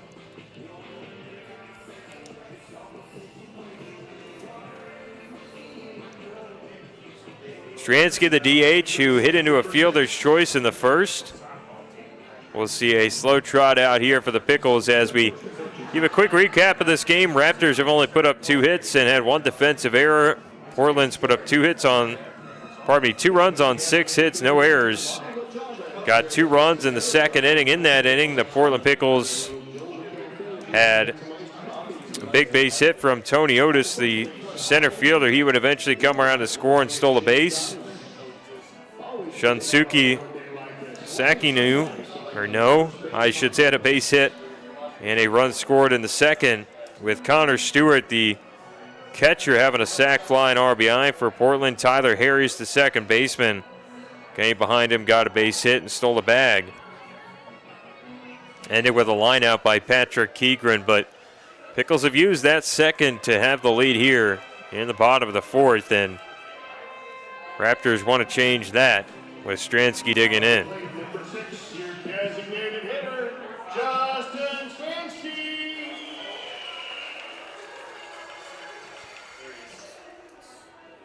Here's the pitch down to Stransky. And a ball outside, and it's going to be called a strike. As a little bit ahead of myself here in the booth. Stransky, not sure he agreed with the pitch call here. Count's going to be 0-1. Rodriguez now from the stretch has not had to be in this position many a times this day. Here's his 0-1. And Stransky fouls it away. For Rodriguez has not given up neither a run or an earned run on his card this year. So if he gives up one to the Raptors, would be a record here for Ridgefield. And also, Raptors got a run against Shea Timmer early in the series on Friday, who had not given up a run in about 16 innings when he came into the game. So Ridgefield been breaking those trends. As Stransky is called for going around on strike 3, and there's one away.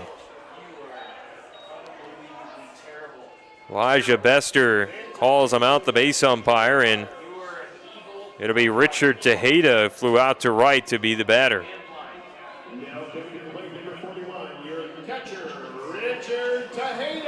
Tejeda has that big power for the Raptors.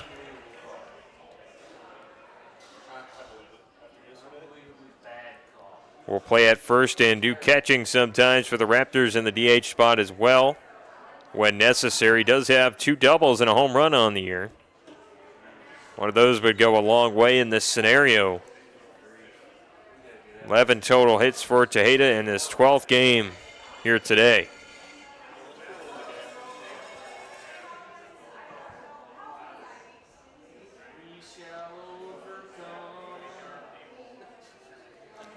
A 1-strike offer. This is outside for a ball, and Tejeda on the bus rides for Ridgefield. Often see him as one of the more active members in discussion around the bus. Raptors have already had a few long bus rides here in the West Coast League, which all comes natural, though nothing much over 3 to 4 hours, typically every road spot within distance here for Ridgefield. In fact, the furthest you can go in the WCL would be something up towards Nanaimo, Victoria, or Edmonton. Will be a double-digit travel day for teams that make their way up there often, and that's fouled off the bat of Tejeda. Particularly if you make your way over to the Northern Island area of Canada and Victoria and Nanaimo.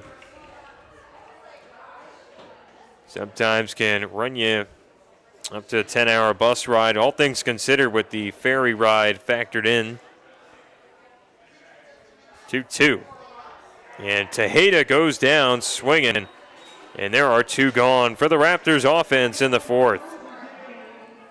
And how about Freddie Rodriguez, who was facing 2 Raptors on. He's earned back-to-back strikeouts. Ryder Cutlip will be the batter.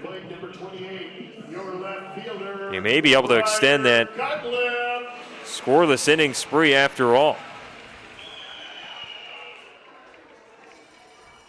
Rodriguez, if he gets out of this half inning, would have 15 scoreless innings in the WCL this year. As Cutlip sees one near his knees for a ball, he's flown out early on in the game. Ridgefield down a couple. Have only 2 hits to the Portland 6.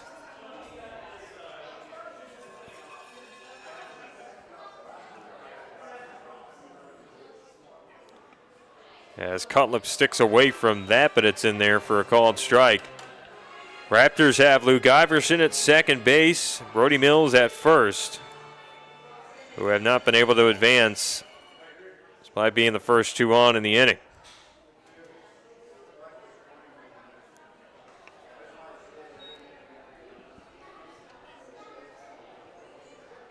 Raptors will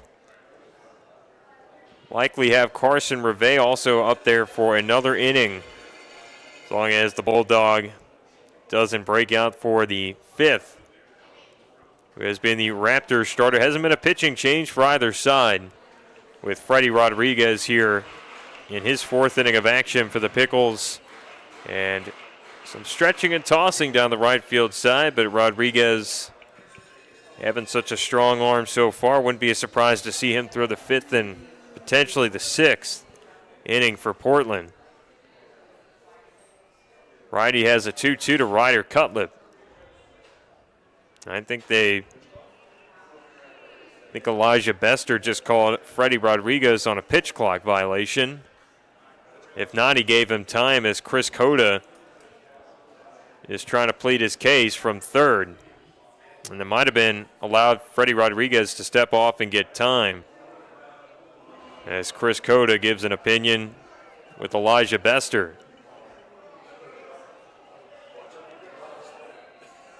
Count will be 2-2 to Cutlip after the debate, as Keller does calling Cutlip and Rodriguez to resume action after the delay. Pitch to Cutlip. Into the air, left field, and that will leak out foul. It's going to softly land in the wood chips there as a young fan goes over to race and get it. He's got a nice souvenir. West Coast League does have marked baseballs. Little nice WCL logo on that ball.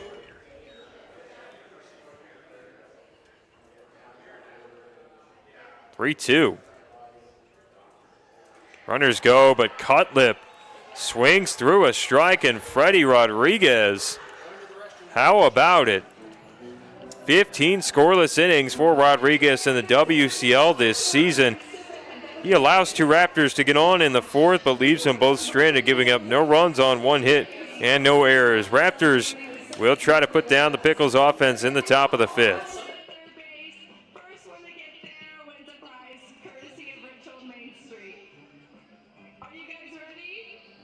Are you looking for a career that's team-oriented with great pay and great benefits? Then look no further than C-Tran. We're looking for individuals to join our team. We offer paid vacations, holidays, and sick days, plus exceptional medical and dental coverage, educational assistance, a paid fitness program, post-retirement, and so much more. Be a part of C-Tran's diverse family, where we put the care back in career. Check us out at c-tran.com/careers.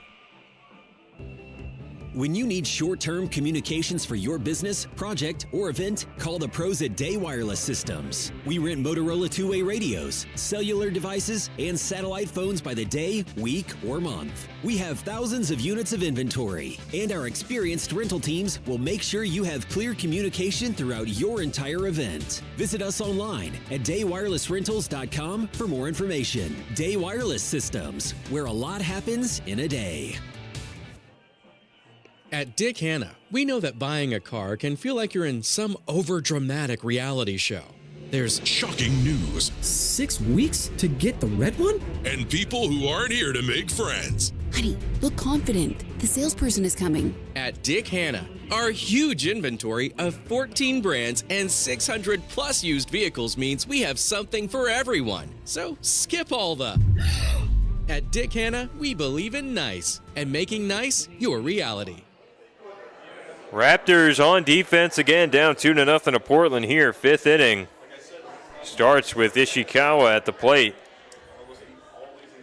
And he sees one leak to the outside for strike one. Carson Reve, still the Raptors starter on the mound, with help behind him in the left field pen starting to stir a little bit. The 0-1 into right. Here comes the right fielder Iverson, who sticks his glove up and gets the out. One down. And Portland's putting up a trend now with first 1 to 2 pitches of every inning seems to be a fly out to some type of field. Had that in the fourth as well. Fly out to Deshaun Harris, but Pickles have since been able to counter for some long innings, put pressure on Ridgefield. We'll see if that remains true. Alex Gouveia is the Pickles' third baseman. Pitch comes down.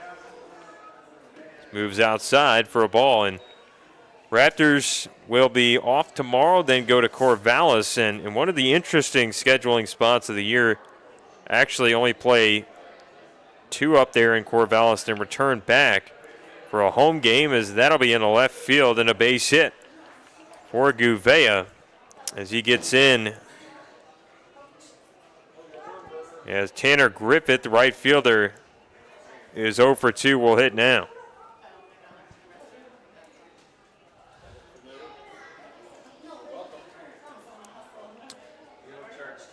Griffith has popped out a couple of times in this game, and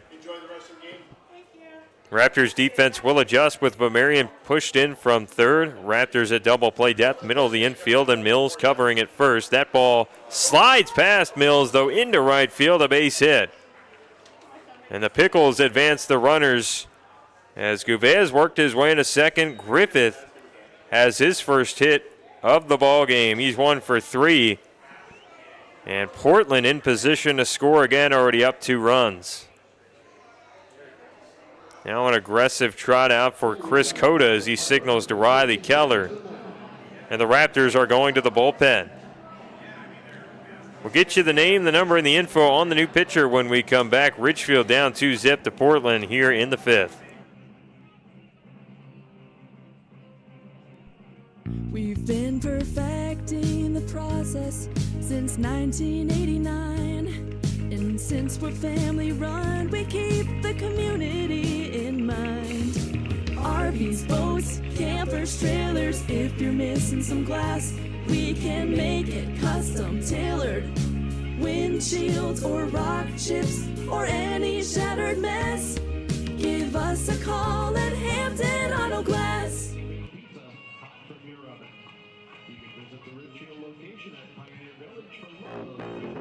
You want to hear about A? Listen to this. This is what it sounds like to stay and play at A. And with our new luxury hotel featuring an indoor-outdoor pool, dining with incredible views, and more, it sounds even better. This is what it sounds like at the area's premier dining, gaming, and entertainment destination. A. Sounds like fun. Book your stay now at ilaniresort.com. Raptors have a new pitcher on the mound, up or down 2-0, I should say, in the top of the 5th. And Taco Bell brings us a message. Taco Lovers Unite. It's time to spice up your day with bold flavors from Taco Bell. Those in our iconic crunchy tacos, loaded burritos, and mouth-watering nachos. All crafted to satisfy your cravings. Whether you're on the go or kicking back with friends, Taco Bell is your go-to spot for flavor-packed fun. Don't wait. Swing by Taco Bell today and taste the excitement in every bite. Hiroyuki Yamada is on the bump from Japan and pitched at Lewis and Clark State as well in the spring. But Yamada, the junior at 6'2", 210 pounds, last got an appearance on the road at Bend. He went 5, and in that start allowed 3 runs, 2 of them earned. 5 hits, a couple walks, and a strikeout with his 3 ERA. We'll look to put down the Pickles here in position to go long. His team down just a couple of runs. Could eat up some middle innings as he did against Yakima Valley this time prior to the Bend start, where Yamada went for it. He'll throw down to Mecho. This ball escapes from Tejeda. He's able to get it in his grasp. Mecho on the day, the shortstop for the Pickles, struck out in the second, walked in the third.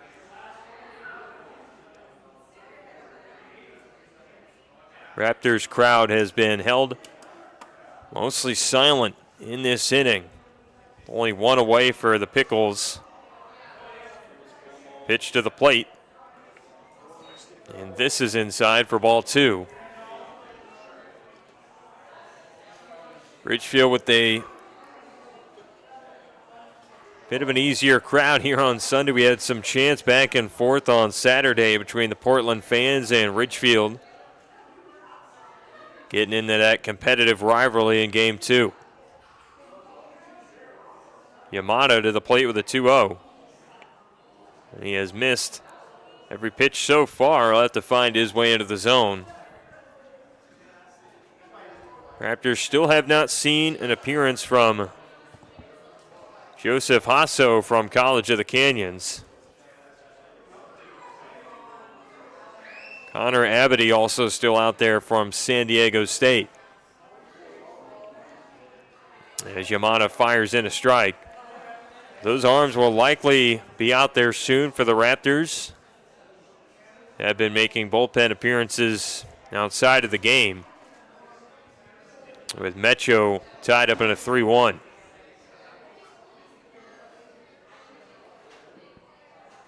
This ball is forked into right. That's going to be down. Iverson charges in.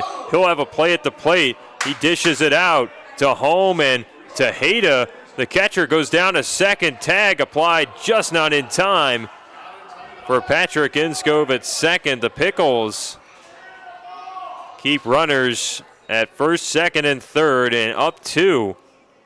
Have a big chance to add some offense.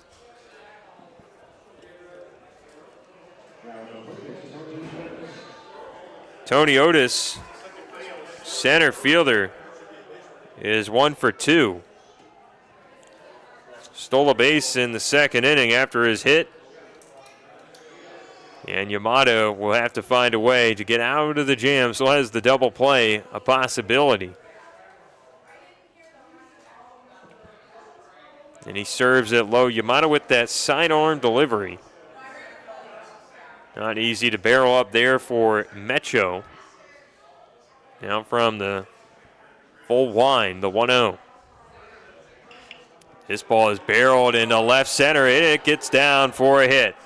Here comes Gouveia. He scores. Another coming around is Griffith. He is in as well. And the ball gets loose from Tejeda. Pickles advance more as Otis gets into second. Mecho to third. And Portland has taken a 4-0 lead.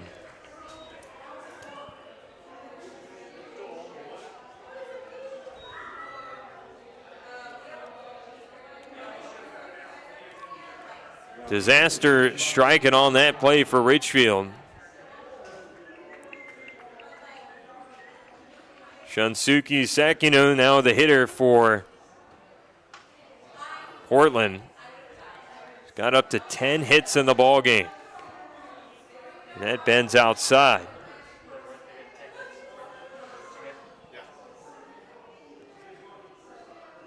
And Raptors been struggling against a Portland offense that's been up and down.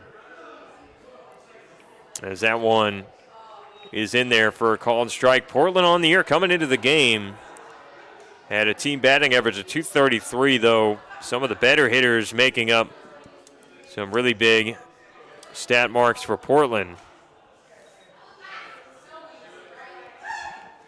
And ultimately, Portland offense been up and down, led by this pitching staff. Guys like Freddie Rodriguez, who's been dominant so far to open the year, helping out Portland to a 16-8 record. But now the offense starting to develop over the course of the year. Here's the 2-1.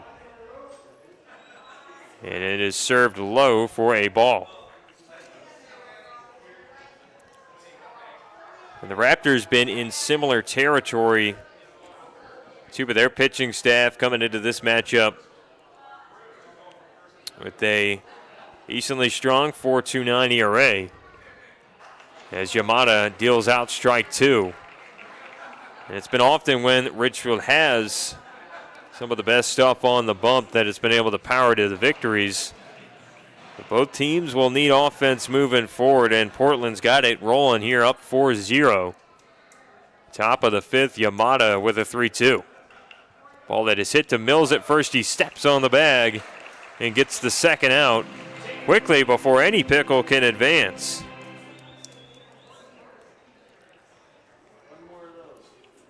Mecho still at third with Otis stuck at second.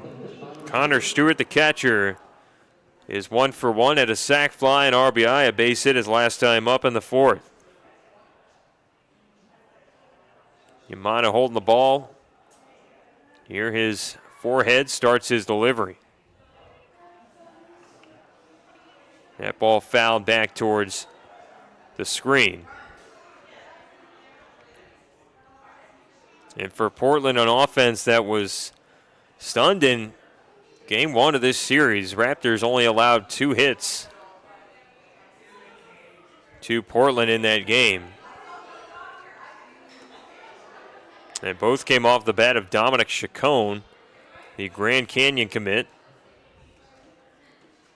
Other than that, Pickles had a tough time as Yamada lost this baseball. Tejeda is going to get a fortunate break as that one hit off the wood and went right to his glove. And Otis had to stick to third. but was coming home and instantly and turned around. Now the Raptors be a big concern here for Yamada. He lost the ball and got to get back in the zone. Raptors need just one more big round ball to get out of the jam. 1-1. Hit off the inside barrel. Or a foul ball. Pickles, fans not as loud as they were yesterday, but the Raptors in attendance have gone quiet in this fifth. 1-2. Into left field. That gets over Inscove and to Ryder Cutlip, who throws home. The play is not in time and boots off the second runner, Mecho, who scores. That allows Connor Stewart to get to second. And the wheels have fallen off the Raptors wagon here in the fifth, down 6-0.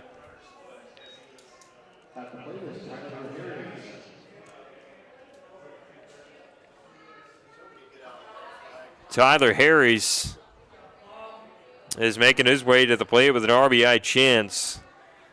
He's 1 for 2.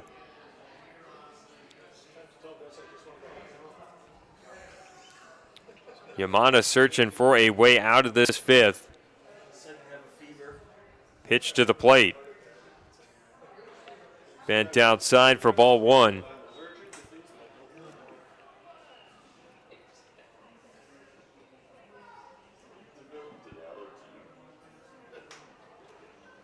Raptors fans stunned here as the Pickles have put up 4 in this fifth. Were shut down after 2 came across in the second for the other 3 innings, but have exploded again and marked up to 11 hits in this ball game.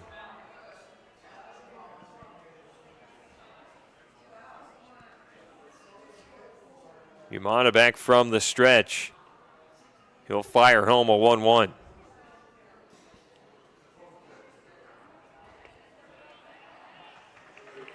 It's 1-2 now as he got the outside corner.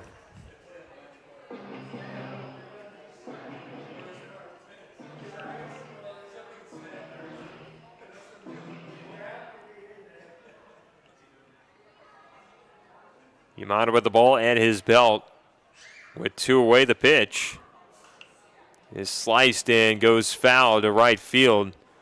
To the lawn down there, a souvenir for some fans. Raptors will need a big response moving forward here in the bottom of the 5th inning. We'll have Inscove, Mamarian, and Takata due up for the 5th.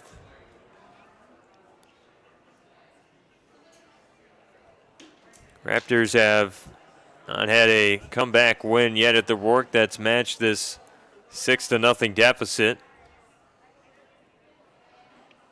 As Yamada fires outside for ball 2.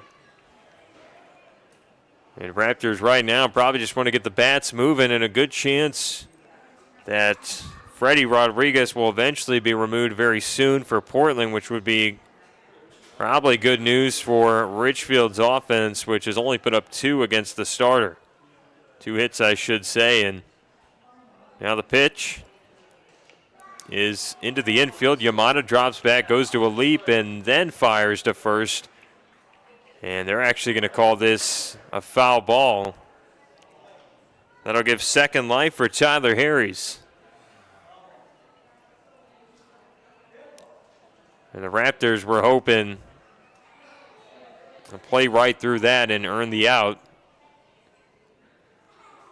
Of course, it's always a good idea as well to play through a pitch, even if it's been called in that scenario a foul ball, as umpires will convene and have discretion to overturn calls on the field with no replay review.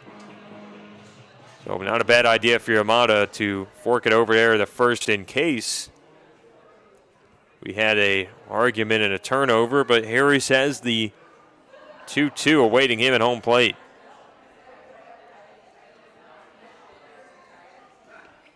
And Yamada serves it outside for ball 3.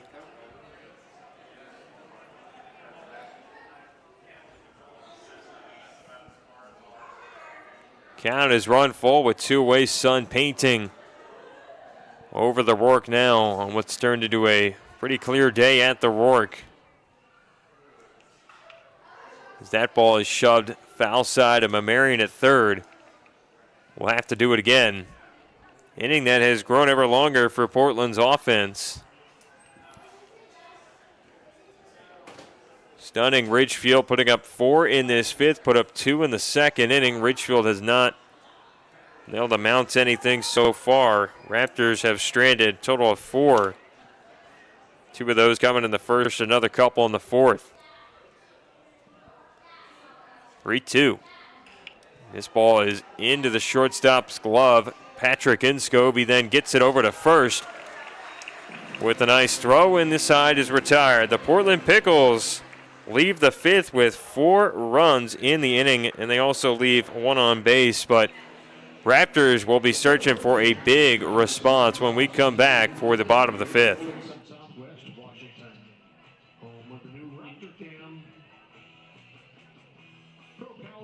C-Tran is your public transit system offering service in Clark County and beyond. Catch local service in Clark County, plus regional and express service to Portland. And now you can ride the current C-Tran's new on-demand service operating in Ridgefield and other areas. So leave the driving to us. C-Tran will take you out to the ball game and anywhere else you need to go. Visit c-tran.com for more information. C-Tran, our community, our promise. When you need short-term communications for your business, project, or event, call the pros at Day Wireless Systems. We rent Motorola two-way radios, cellular devices, and satellite phones by the day, week, or month. We have thousands of units of inventory, and our experienced rental teams will make sure you have clear communication throughout your entire event. Visit us online at daywirelessrentals.com for more information. Day Wireless Systems, where a lot happens in a day. Raptors baseball back into the fifth inning now from the Rourke against the Portland Pickles in Game 3. We got a quick message from Buffalo Wild Wings. Prepare for a flavor explosion at the Buffalo Wild Wings, where taste takes the spotlight. Indulge in our signature wings, available in a variety of sauces and seasonings, alongside mouth-watering burgers and irresistible appetizers. Whether you're catching the game with friends or gearing up for a night out, Buffalo Wild Wings promises delicious food and great times. Don't miss out. Swing by today and treat your taste buds to an unforgettable experience only at Buffalo Wild Wings. Raptors really need to have a productive bottom of the fifth inning. Allowed the Pickles to score 4 in the top half of the fifth, and we'll lead things off with Patrick Inscove due up.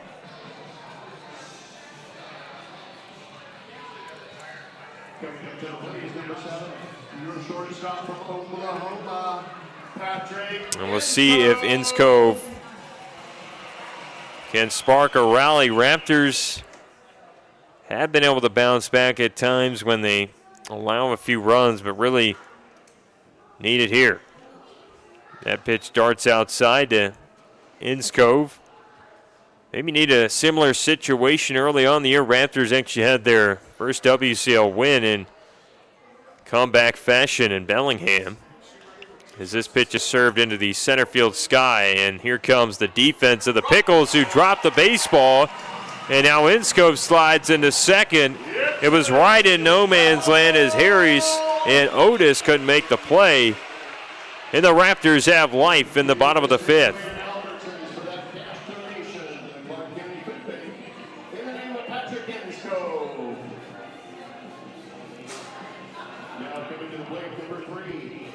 And Inscove, a huge double there.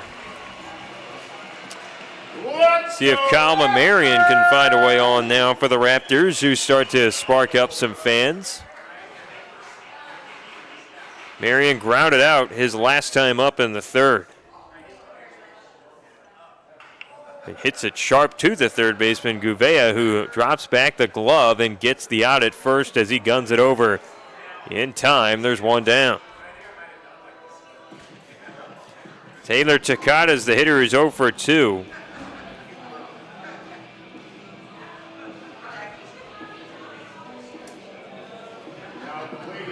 And in other news earlier today for the Raptors, a new commitment just launched. Andrew Townsend will be committed to Fresno State. The Bulldogs was with the Cal State Bakersfield Roadrunners as a junior this spring, but redshirted and will be with Fresno State. So he teams up with Justin Stransky in Fresno, California. A little bit of a move from Bakersfield to Fresno, California, but Townsend's still able to stick in his hometown state. These counts run to 2-0. Here to Taylor Takata. Raptors looking for a rally, down 6. Have allowed 11 Pickles hits.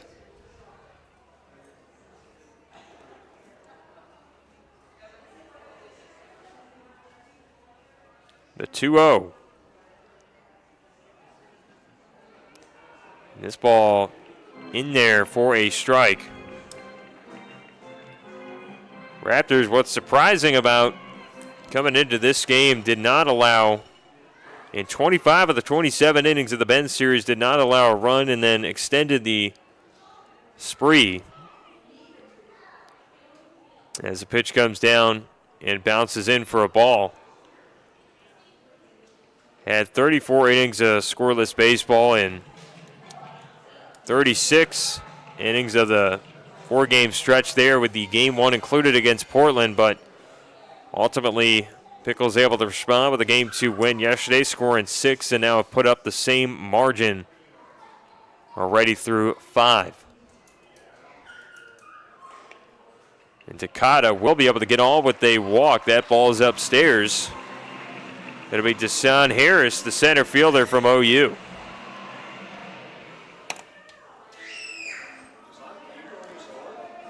Harris has a base hit in the first. He struck out in the third, and now a meeting on the mound. The Portland Pickle is going to send out what looks to be pitching coach Brian Grant, as Mark Magdaleno still sits on the Pickle sideline down first base, but Portland does have an arm up and going in the bullpen, likely to stall here for pitcher Rodriguez, and he is still on the mound in the start in this scenario. Again, had not given up a run through 15 innings of action coming into this 5th inning in the West Coast League, and now has gone 15 1/3 without allowing a run, but will likely exit the game soon, nearing that kind of 75 pitch mark, and that'd be maybe regardless of what the Raptors end up doing throughout the rest of this inning too. But Portland likely going to go to the pin. The season high innings for Rodriguez was 6. And Rodriguez able to get this 6 innings on the road at Bend a couple weeks back. Did not allow a run there, but had 6 strikeouts. As Harris is ready for the first from Rodriguez. He sees it away from the zone, ball 1.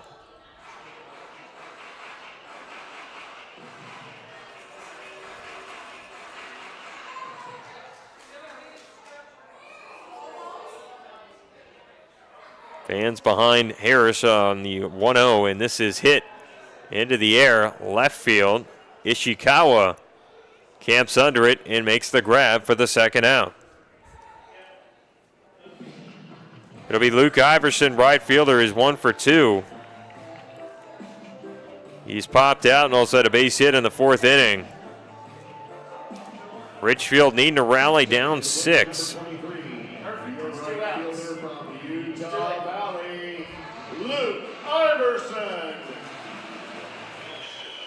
Rodriguez will be working from the stretch with Inskov at second. Takata at first, and the pitch coming down to Iverson. He blasted, but foul into left. Iverson been one of the few Raptors to homer this season. Did so over right center field wall against the Northwest Star Nighthawks and the Edmonton Riverhawks earlier on in the year.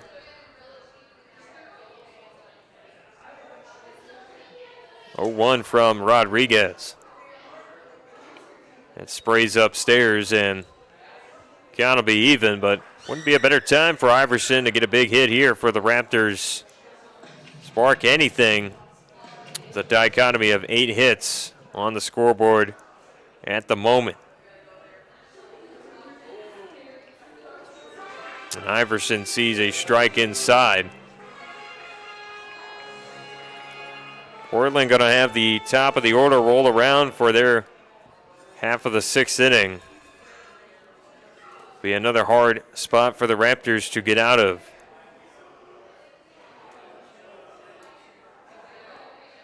Big 1-2. Fouled back by Iverson. Raptors fans in the sun with a little bit of cloud coverage mixing in. Looks like down left field, but also you get the shade if you sit right behind home plate at the Rourke with the facility here in the press box. Sit right in front of the building, get a nice shade spot on this warm Sunday afternoon. And Iverson ropes that into right. It's going to get down for a hit. Inskov on his horse home, and he's ahead of any throw. The Raptors are on the board at 6-1.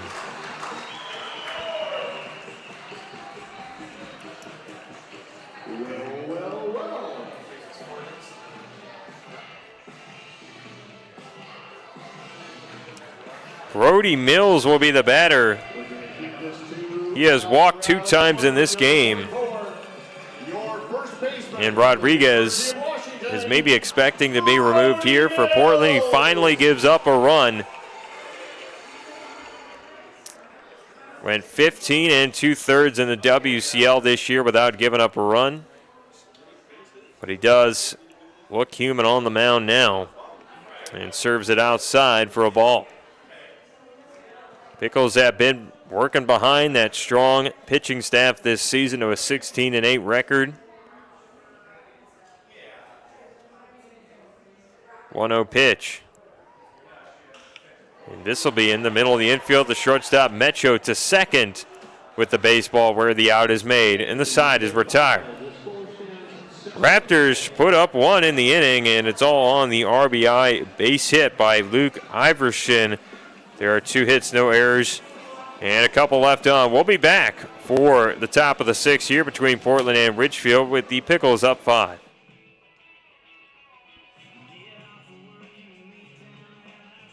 At Dick Hanna, we know that buying a car can feel like you're in some overdramatic reality show. There's shocking news. 6 weeks to get the red one? And people who aren't here to make friends. Honey, look confident. The salesperson is coming. At Dick Hanna, our huge inventory of 14 brands and 600 plus used vehicles means we have something for everyone. So skip all the... At Dick Hanna, we believe in nice, and making nice your reality. We've been perfecting the process since 1989. And since we're family run, we keep the community in mind. RVs, boats, campers, trailers, if you're missing some glass, we can make it custom tailored. Windshields or rock chips or any shattered mess, give us a call at Hampton Auto Glass.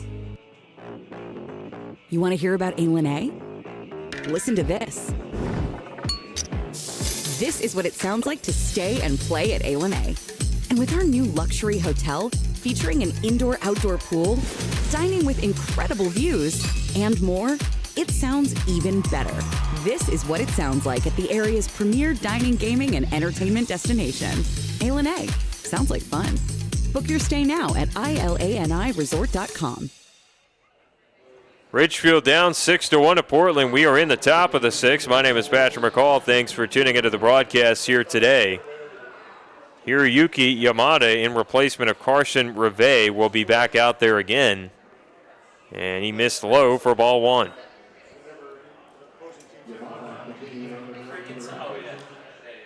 Reve ends his day allowing 3 runs and 4 1/3, 8 hits. 1 walk and 2 Ks, the starter for Ridgefield.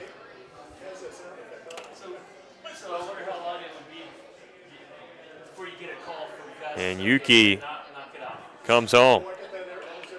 That is blasted up the middle, a base hit. And Portland, with Keegren at first, will have another strong offensive chance, their 12th hit of the game.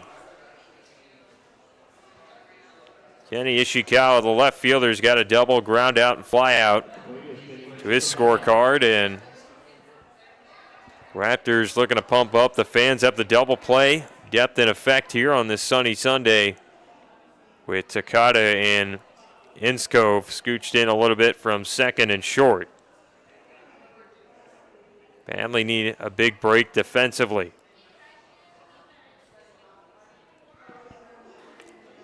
Ishikawa stays away from that 1-0 and had a few different colored bats featured in this game so far. Ishikawa with the intimidating looking blue barrel that really contrasts the field here at the Rourke.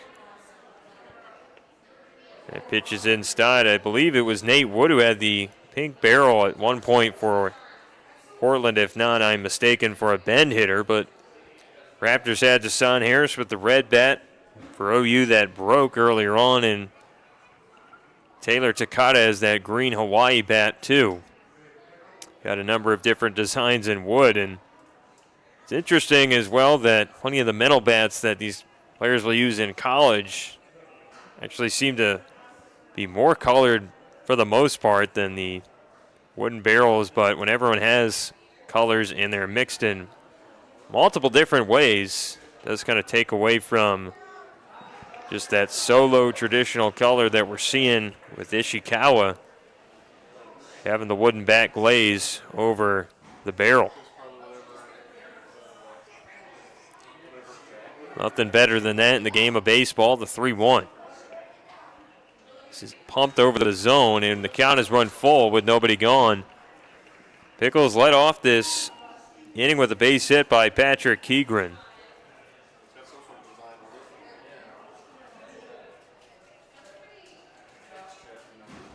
Solid lead by Keegren at first, covered by Mills. And he'll take off on the 3-2, but this ball is pummeled foul down the third base line, and we'll do it again.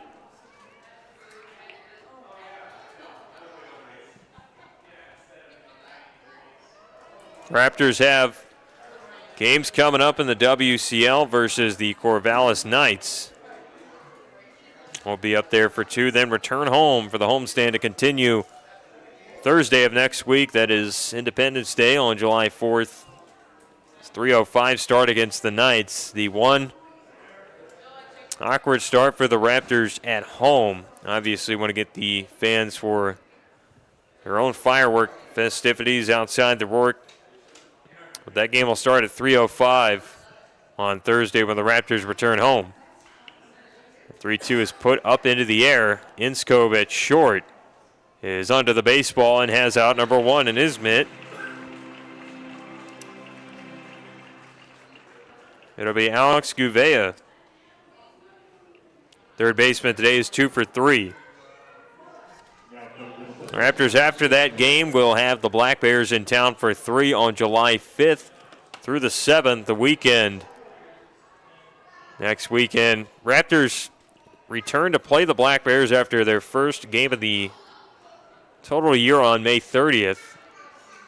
It was played a month ago, and Raptors lost that one 4-1, but resumed the Columbia River Cup against the Black Bears when that game kicks off on July 5th. Have the same setup with the 6:35 starts in the first 2 games and the 1:05 Sunday game. 1-0 from Yamada. Gets it into the zone, a called strike to some applause here at the Rourke. And Raptors finishing out the homestand will be playing July 9th through 11th, Tuesday, Wednesday, and Thursday against the Walla Walla Sweets, who have yet to come into the Rourke yet this year, but all those starts occurring at 6:35. Yamada gets it to the outside corner with 75. Raptors looking for a big out here in the 6th.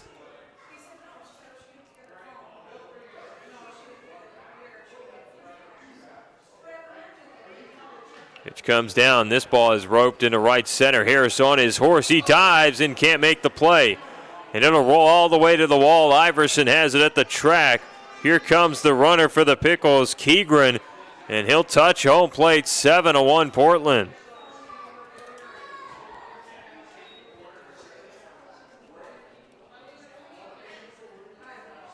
And Harris from center got a little bit more speed than Iverson. He was giving everything to that baseball and just missed the play.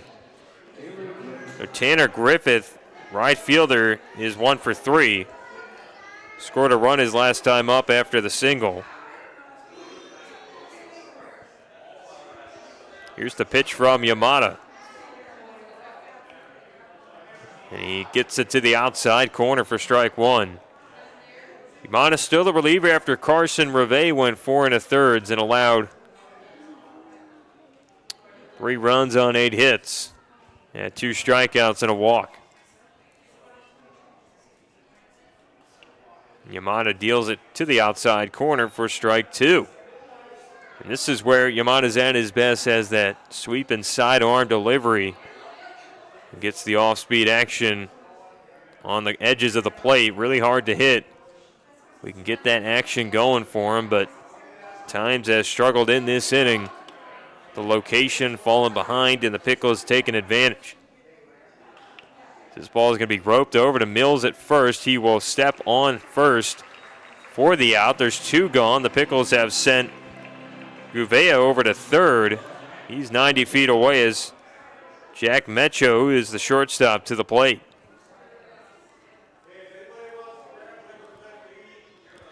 Mecho going from 3 last night to 79 today. Shortstop is 1 for 2. He's walked, had a hit, and struck out. And this ball bends inside towards the hitter for ball 1.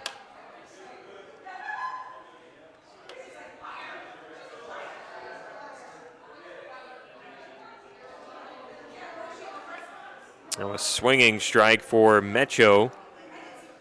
Shortstop Portland again countered a shutout loss in game 1 with 6 yesterday. Have now put up more than that in less innings. Looking strong offensively as the Raptors will need some type of big performance the rest of the way through. 1-2 over the head of Yamada. He cannot get the outside corner and gets on the horse he's got jogging around home plate. Nice little antics for Yamada. I think even Elijah Bester, Riley Keller had to crack a smile after that. Pitch coming down from Hero. And this time he gets the outside corner for strike 3, and the inning is over. The Raptors allow the Pickles to score another run on 2 hits. There are no errors in the inning and 1 left on. Ridgefield needing something in the bottom of the 6th.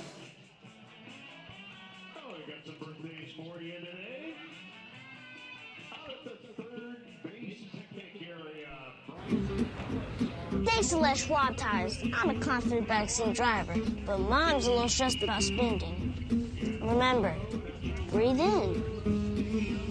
Now watch your speed and breathe out. Good. Even though we're watching our wallets, Les Schwab is still watching out for our safety. So turn here. Help keep drivers and backseat drivers safe with Les Schwab tires. Ridgefield Main Street is dedicated to historic preservation, beautification, and a thriving downtown. We support our merchants and our community and thank you for shopping small. Join us for Main Street Day in our fall wine walk. Discover downtown for unique shopping, dining, and exploring the arts. Spend your Main Street moolah at most shops, restaurants, and the food carts. More information at ridgefieldmainstreet.com. Go Raptors, and we'll see you downtown. Attention Raptors fans. After a 5-year hiatus, the West Coast League All-Star Game is back and better than ever. Join us in Bellingham at Joe Martin Field on July 17th for an unforgettable night of big hits, epic catches, and non-stop excitement. The day will be jam-packed with family-friendly activities, including a fan fest and skills challenge. Get your tickets now at bellstickets.com. We'll see you at the ballpark. Pickles have gone to a new arm as we've reached the bottom of the 6th inning. Portland with a 7-1 lead over Ridgefield. And Portland will see Freddie Rodriguez step aside after going 5 innings. Rodriguez only allowed his first run of the year and his third start, and did a wonderful job going 5 and allowing just 4 Raptors hits. So Rodriguez will be done. The new pitcher is 48 Casey Spencer for this Portland defense. Spencer coming in from San Jose State in his college days, and will be making his 4th appearance here on the bump. Has only pitched an inning and 2/3 so far in the WCL. We'll be looking to knock up that inning count with the 2nd appearance here. His last time out at Bend, allowed nothing in just 1/3 of an inning, 2 hits, 1 walk, and no Ks for Casey Spencer, Portland reliever. Justin Stransky, the Raptors hitter, lumbers that one foul down the third base line. For Spencer, going into his redshirt junior season, has played since 2022 at the college scene in San Jose State. Sees that one leak outside, had a season high 4 innings and 4 strikeouts against UC Davis back in the day on March 29th of 2022. Made 12 appearances as a true freshman. Stransky's going to rope it foul again, third base side. Actually didn't play in redshirt and missing the season in 2023, and then returned this prior spring to a 9.28 ERA in 10 appearances. Here comes the righty home. Dug that outside to Stransky. Stransky on the day is 0 for 2, and he's trying to rally some kind of offense for the Raptors in this spot. Ridgefield's only been able to put up 1. Ridgefield with 4 hits as well, and have seen Portland get 13 in this game, a 3-2. This is just outside to Stransky, and he will head down to first base with a walk.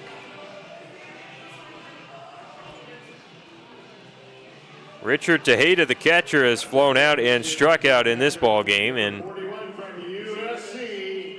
steps in with a chance here. We've had some smoke coming from the concession stand that now drifted over the field here at the Rourke. As Tejeda sees a strike. Concession stand actually located, one of the multiple kind of around the Rourke here, located just under the press box, all part of the big building behind home plate. And Tejeda ropes that into left field, a base hit. Raptors have allowed the first 2 to reach in the 6th inning and want to get some runs across. Ryder Cutlip, left fielder, is 0 for 2. He'll be your Raptors hitter, having a flyout and a strikeout on the card so far. But again, the Raptors need to rally in this scenario. You got past Freddie Rodriguez, who was the shutdown arm. Be able to get one, now face the Portland bullpen, which has been hard to match Rodriguez's great season so far. Anybody probably a little bit easier for the Raptors than Freddie out there, and now need to take advantage if the Raptors want to come back down 7-1. This moves inside towards Cutlip. The count is 2-0 already to the Gonzaga commit.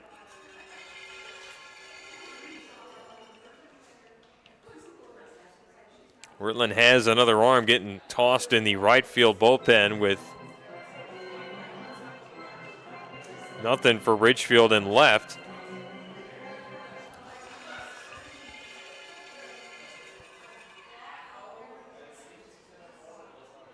2-1 here to Cutlip. This is in the turf for a ball. Raptors saw Portland score 2 in the second inning. Pickles got a big 4 spot in the 5th and 1 additional run in the top half of the 6th where we're at. And it moved to the bottom half of that inning now, but Raptors only got their first run in the 5th inning. And are down by 6 as Cutlip walks over to first. Granted the call by Riley Keller, and now it's going to be Patrick Inscove, who's 1 for 2.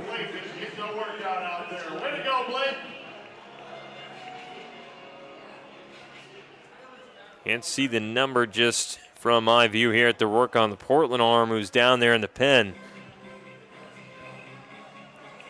Might be Diego Gutierrez, the righty. But it'll be Connor Stewart talking things over with Casey Spencer. In this mound visit, Raptors have Cutlip at first, Richard Tejeda at second, and Justin Stransky at third.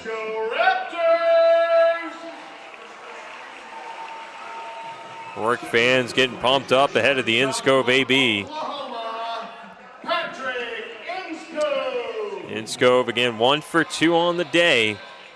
Big Raptors hit would go a long way, sparking the comeback. And he does dive it into left. This will be a tough play, but Ishikawa finds himself into the baseball in left field, and Stransky sticks to third. There's 1 away.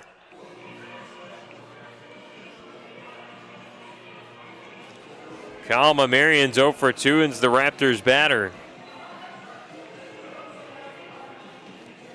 Marion getting the start at third tonight for Inscove, who shifted over to short for the meantime, but Ridgefield looking for a big hit from Marion. Kyle has had a total of 5 hits on the season and sees 1 outside.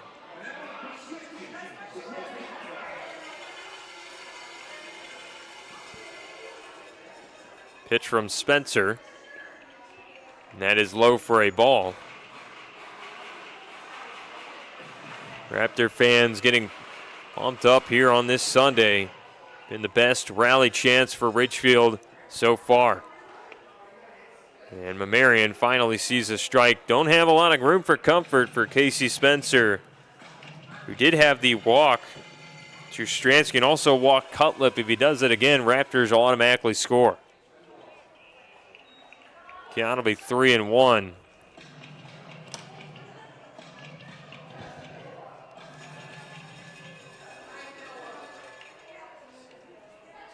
Pitch down to Mamarian. And he just missed 87. That was a big cut by Mamarian. The count will be full. Raptors need a rally on this Sunday. Couple hours into this one. And Mamarian ropes it left center.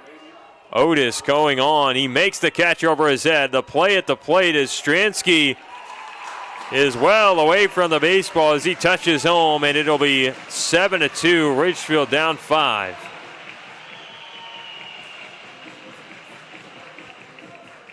Raptors trying to inch closer with Taylor Takada due up here. He has walked, struck out, and grounded out.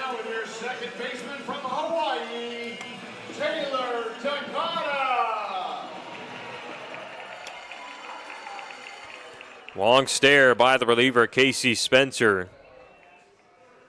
Got his sign with the blue mitt. He goes home. Missed it away.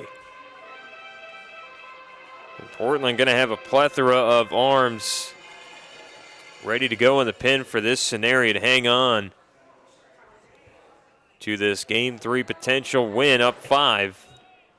Have seen the offense draw the 4 just recently in the 5th. Ridgefield has had Hiroyuki Yamada in there for Carson Reve ever since he was removed after 4 1/3.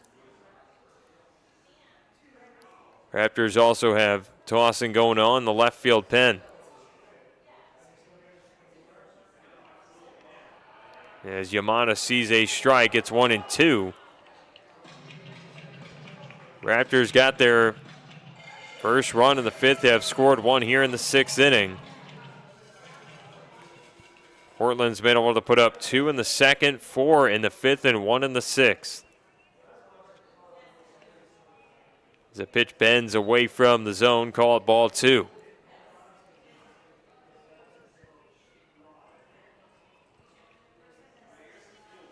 Raptors want this WCL series to go into the Corvallis game, and about the toughest stretch of the season in the South, at the least for the Raptors, who again are facing Portland, which is second in the South Division of the WCL, and then Corvallis first in that category and best overall record in the league. Biggest barometer for the Raptors middle of the year. The count is run full to Takata, and Ridgefield can find a way to at least even this stretch or get a few games against the Knights, and the Pickles would be confident going into that second half. 2-2. Takata hits it to third. It will leak foul.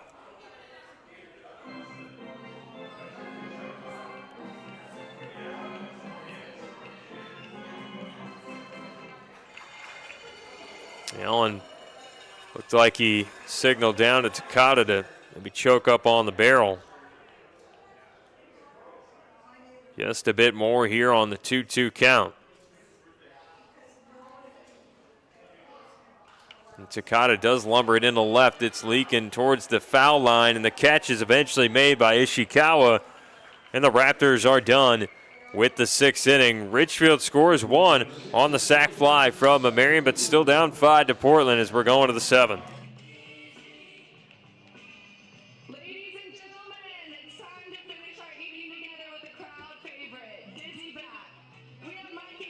For over 70 years, Columbia Credit Union has put people first, supporting its Main Street neighbors with high-earning accounts and the best possible rates. That's because its core values of people, community, and financial wellness are behind everything that Columbia Credit Union does, from checking and savings to home mortgage, credit cards, and business banking. Drop by a branch or visit columbiacu.org to see the credit union difference yourself. Columbia Credit Union, investing in values since 1952. Listen up, baseball fans. Head into Safeway to score on great deals all season long. Safeway has everyone's tailgating favorites, from fried chicken and party subs to fresh cut fruit and veggie trays and tons of easy meal options. Satisfy your whole team for the ultimate game day experience. And you can save a cartload of time with Safeway Drive Up and Go. Just shop online at Safeway.com, head to the store, and we'll bring your groceries right to your car. Safeway, sponsor of the Ridgefield Raptors. Holt Homes is proud to be a local builder.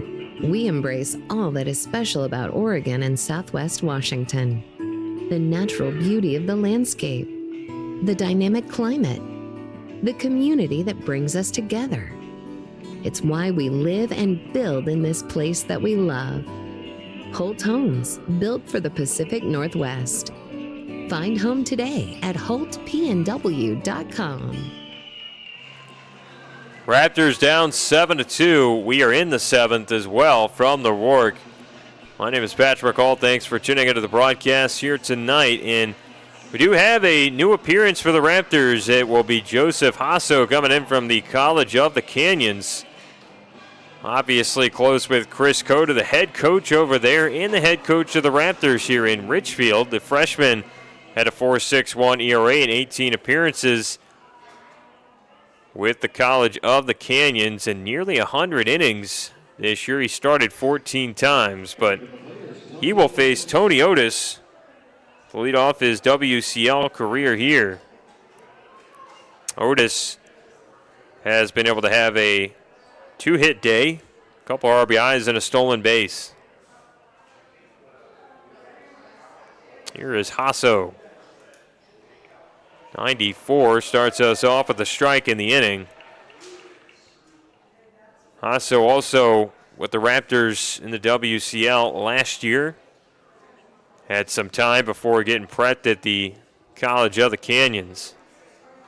Ended there with a 4.28 ERA last season in 10 appearances. Started 3 times for the Raps and coming in from Southeast High School in Southgate, California.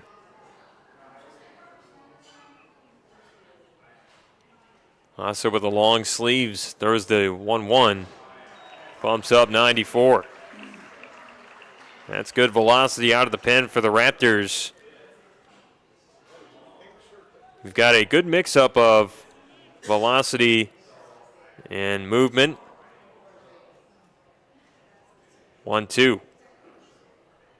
This ball into playable territory, but it goes foul as Mamarian gets it off the turf. Particularly the Raptors' last few ads out there in the bullpen, guys like Zach Todd, Hasso, and some players in the likes have been the hard throwers that have been added midseason. Raptors got a lot of movement pitchers earlier on. Guys like Ryan McClaskey, Quinton Moreland doing well with a lot of run on their stuff, and other guys like Isaiah Magdaleno, Zach Todd. Now Hasso able to get up with that fastball in the mid-90s, providing the blend for the Raptors bullpen. Otis continues this at-bat for the Pickles here. And he scrapes it foul down the third base side. We'll do it again. Ridgefield been out hit 13-5 in this contest and outscored 7-2 to Portland. Portland winning last night 6-4 as well after a shutout game one loss for Zip. That ball trail upstairs from Hasso. Touches 95 there.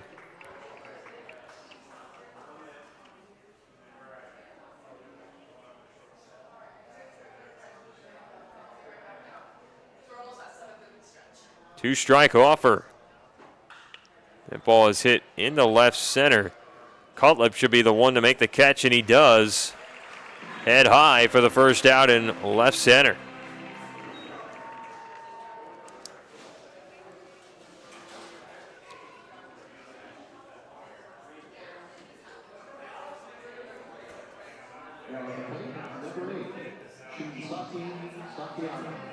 Saki Aquino going to be the hitter now. He is 1 for 3. As a base hit, ground out, and fly out. As the offer is inside from the right arm of Hasso. Take a quick look around the West Coast League scoreboard here on this Sunday, as we do have some updates to give out. The final score, the Riverhawks beat the Lefties 3-2 at Remax Field. Game that only lasted 2 hours and 18 minutes. The Black Bears beat the Drifters, or I should say are on the way of beating the Drifters in the bottom of the 8th. 11-4 lead for Cowlitz over Springfield.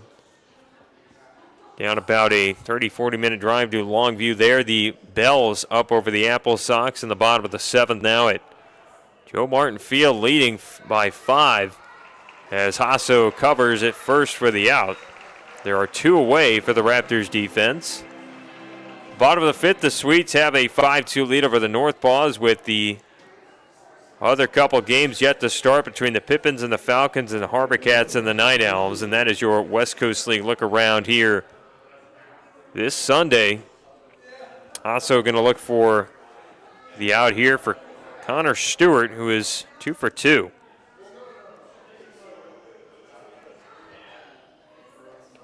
That ball blazes low for ball 1 of the count.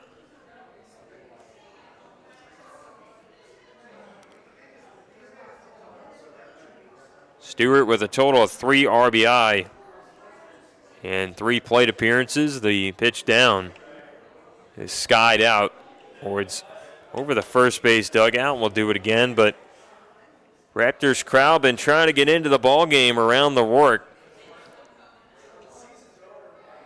Been a couple of Raptors runs across the last 2 innings, but Ridgefield will need to produce a bit more to try and tie this one up. And now Hasso hits his first batter of the year. Connor Stewart with 94 off the back, and he will be at first.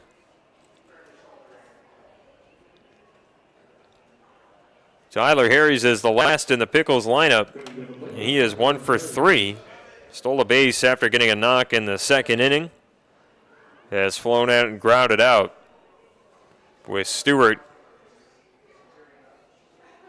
being covered by Mills at first base. Raptors defense will be still pushed back, but Ridgefield cannot probably afford to give up too many more runs in this scenario. Hasso will need to bear it down here. That is foul.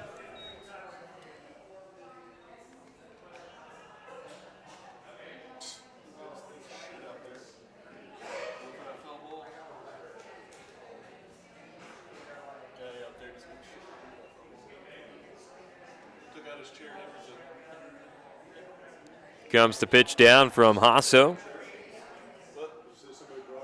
That ball is hit over to Mamarian at third. He leaps, makes the grab out of the air, and flicks to first for the out. Good defense there on a nice bunny hop from Kyle Mamarian, and the Raptors get out of the inning. Portland's got no runs and are still up 7-2 over Ridgefield. We are stretching here at the Rourke.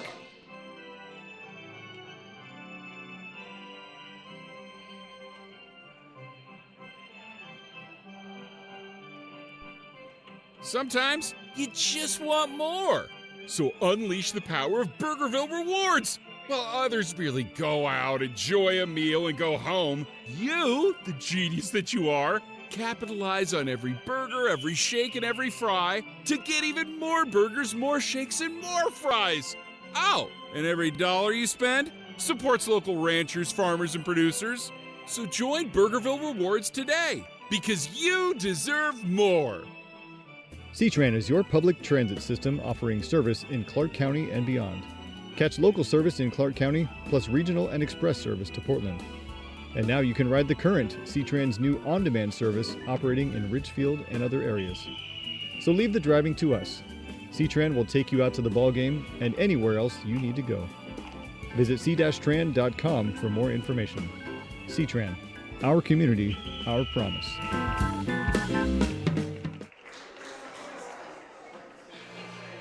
Raptors down 7-2 to Portland. We're in the bottom half of the seventh. Quick message from Taco Bell. The moment you've been waiting for is finally here. Nacho fries are back at Taco Bell.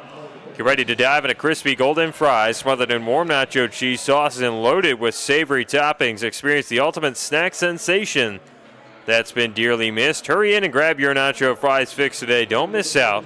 Nacho fries are back for a limited time only at Taco Bell. Deshaun Harris due up for the Raptors. Harris is 1 for 3 in this game. First pitch off the plate from Casey Spencer, the reliever for the Pickles. Comes in after Freddie Rodriguez went 5 and a run on his card, allowed 4 hits, but Rodriguez had a strong outing and Spencer trying to help back him up. It's some innings for the Pickles. 2-0. Quick 3-ball count here to Harris. Ridgefield will need his services on the base pads. Go a long way and a rally. But the Raps down 5. Pitch coming down.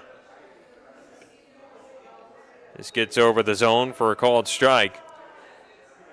Raptors have seen some of their young fans leave the seats here at the Rourke on this Sunday and start making their way around. With the volleyball that's been seen down the third baseline as of late, but Harris walks back at home plate, and he's found his way on as the first Raptor to get on in the seventh.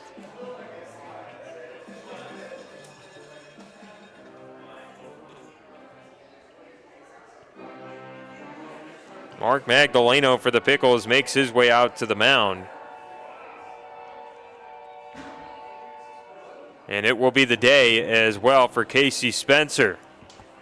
Add the name, the number, and the info on the new Portland Pickle on the bump when we come back. Pickles in control, 7-2.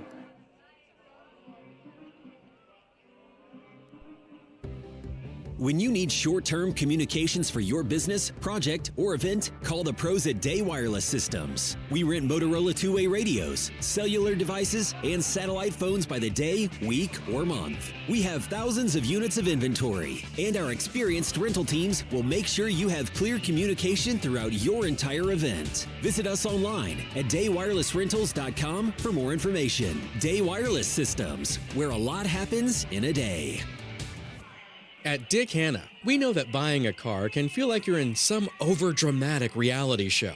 There's shocking news. 6 weeks to get the red one? And people who aren't here to make friends. Honey, look confident. The salesperson is coming. At Dick Hanna, our huge inventory of 14 brands and 600 plus used vehicles means we have something for everyone. So skip all the... At Dick Hanna, we believe in nice and making nice your reality. We've been perfecting the process since 1989. And since we're family run, we keep the community in mind. RVs, boats, campers, trailers, if you're missing some glass, we can make it custom tailored. Windshields or rock chips or any shattered mess, give us a call at Hampton Auto Glass. New arm for Portland, who is up 7-2 over Ridgefield in the home half of the seventh. Gutierrez from Cal State Northridge coming in with a third appearance now in the WCL. He's been out there 2 prior times this year for the Pickles. He last went at Walla Walla and gave up 2 in 3 innings. 3 hits and 3 strikeouts for Gutierrez from Lakewood High School. He also had a pitching appearance at home against the Sweets right before going on the road to Walla Walla. He went 1 inning and did not allow a run, a hit, but 2 walks and 1 strikeout for Diego Gutierrez, 6'2" redshirt sophomore. Gutierrez going to face Luke Iverson. He's had 2 hits and also popped out in the first. RBI as well for Iverson his last time up. Harris will be over at first. He walked to begin this inning.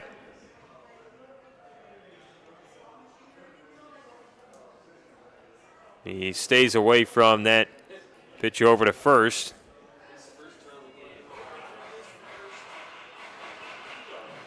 Gutierrez staring in, looking for a sign. First time he's going against the Raptors here in this season. That ball is mashed into right field, right between first and second. A laser of a base hit for Luke Iverson. First 2 for the Raptors are on in the 7th. Brody Mills will approach the plate with 2 walks and a fielder's choice on the card. Ridgefield badly needs him to extend this inning. Raptors have now 6 hits, but Portland's been able to counter with 13 and 7 runs. Harris at second, the pitch down. Right at the knees, call it strike 1. Gutierrez had a 6.98 ERA in the spring and 16 appearances for CSUN. Through nearly 39 innings and 5 starts. You're 1. And that got to the outside corner for strike 2. That Gutierrez says last time out on the season was at UC Irvine. He would go nearly 2 innings and allow a couple runs. None of them earned, though. He had 2 hits, 1 walk, 1 strikeout, and 20 pitches against UC Irvine. Mills puts it into left center. That is down for a hit. Harris is going to beat everybody home. Iverson is safe at second with Mills having the base knock. The Raptors are down just 7-3 now.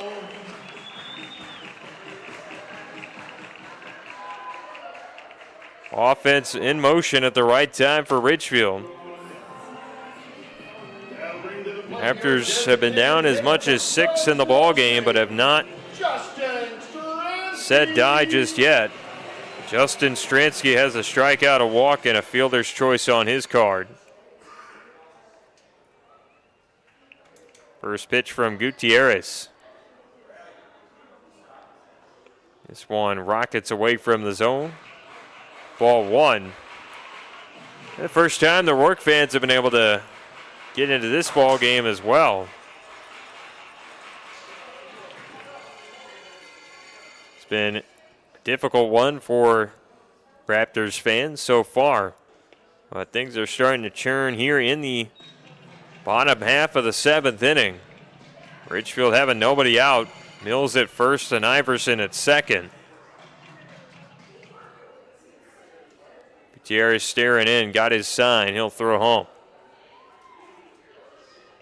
And that's outside, but Mills is caught at first with a few steps off the bag. Nice decision by Connor Stewart. And there is one Raptor down in the 7th. It'll be Justin Stransky, who's still hitting here. But sees one of his teammates gone at first, opens up the bag for the Fresno State Bulldog. Iverson taking off for third, and he's in there with a slide. Luke Iverson doing it all. 3 hits on the day. Gets a stolen base there. Iverson with stolen base number 7 of the year. He's also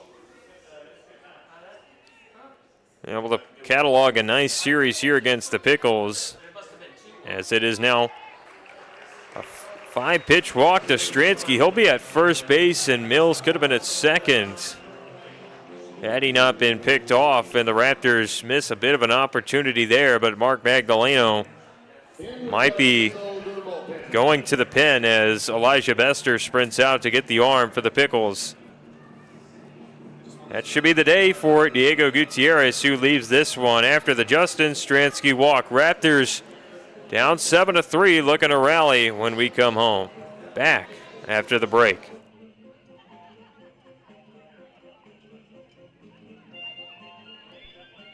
C-Tran is your public transit system offering service in Clark County and beyond. Catch local service in Clark County, plus regional and express service to Portland. And now you can ride the current C-Tran's new on-demand service operating in Ridgefield and other areas. So leave the driving to us. C-Tran will take you out to the ball game and anywhere else you need to go. Visit c-tran.com for more information. C-Tran, our community, our promise.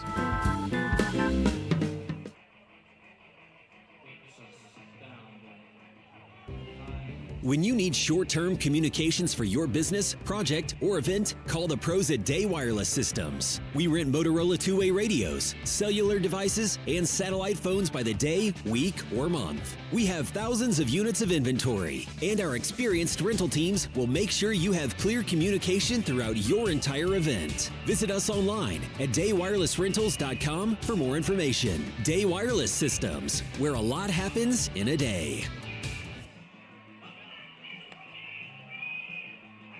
At Dick Hanna, we know that buying a car can feel like you're in some overdramatic reality show. There's shocking news. 6 weeks to get the red one? And people who aren't here to make friends. Honey, look confident. The salesperson is coming. At Dick Hanna, our huge inventory of 14 brands and 600 plus used vehicles means we have something for everyone. So skip all the... At Dick Hanna, we believe in nice, and making nice your reality. Pickles have gone to the bullpen. And it will be Murphy Geinger coming in from Northern Colorado. Righty wearing 99 at 6'4", 225. Comes in with a couple Raptors to deal with on the base pads and one away. And for Geinger, he is a 1.17 ERA in 4 appearances. Been a money reliever for the Pickles. His last time out against Yakima Valley earned the win.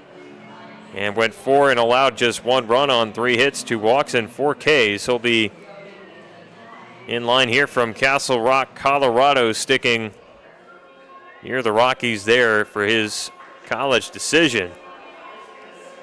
Also pitched with the Pickles last year as well, and has to face Richard Tejeda from USU, who's 1 for 3. Geiger has his sign. Throws over to first, where Stransky dives back in safely. Pickles have only gotten the out on the Brody Mills out, made it first. Connor Stewart, the catcher, with a nifty throw down to get Mills at first when he was on. And Geiger deals one over the plate for strike one.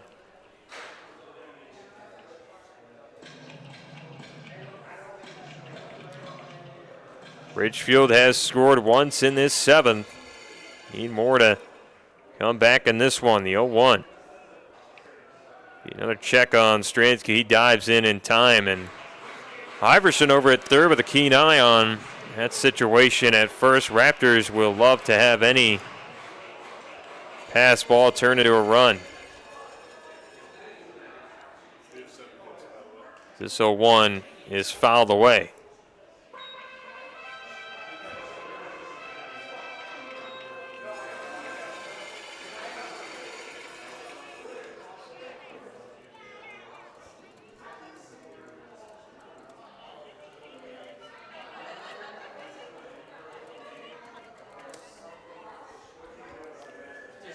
Ridgefield knocked up in this all game here with the score at 7-3. As Tejeda thought about that one, but did not go around, according to Elijah Bester, the base umpire. Will be spared here with another chance. Raptors have put a run up in each the 5th, 6th, and 7th. Here comes the 1-2. Stransky again is at first base safely. Third time he's been checked on in this AB by Geiger, and has been the third reliever for the Pickles in this game after the start by Freddie Rodriguez. He went 5 and allowed just 1. That ball mashed foul side of first base. Let's do it again. At 1-2. Raptors played yesterday against the Pickles, lost 6-4. Game that lasted 3 hours and 20 minutes, and took the game 1 win 4-zip. As Tejeda punts it up the middle, this is going to be to second. A barehanded grab by the second baseman Harries, and he still has time to get it over to first to end the inning. 6-4-3 in the Pickles defense strands a Raptor. It'll be 7-3 in favor of Portland. We're going to the 8th at the Rourke.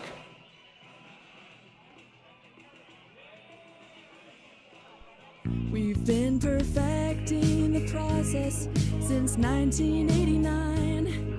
And since we're family run, we keep the community in mind. RVs, boats, campers, trailers. If you're missing some glass, we can make it custom tailored. Windshields or rock chips or any shattered mess, give us a call at Hampton Auto Glass. You want to hear about A? Listen to this. This is what it sounds like to stay and play at A. And with our new luxury hotel featuring an indoor-outdoor pool, dining with incredible views, and more, it sounds even better.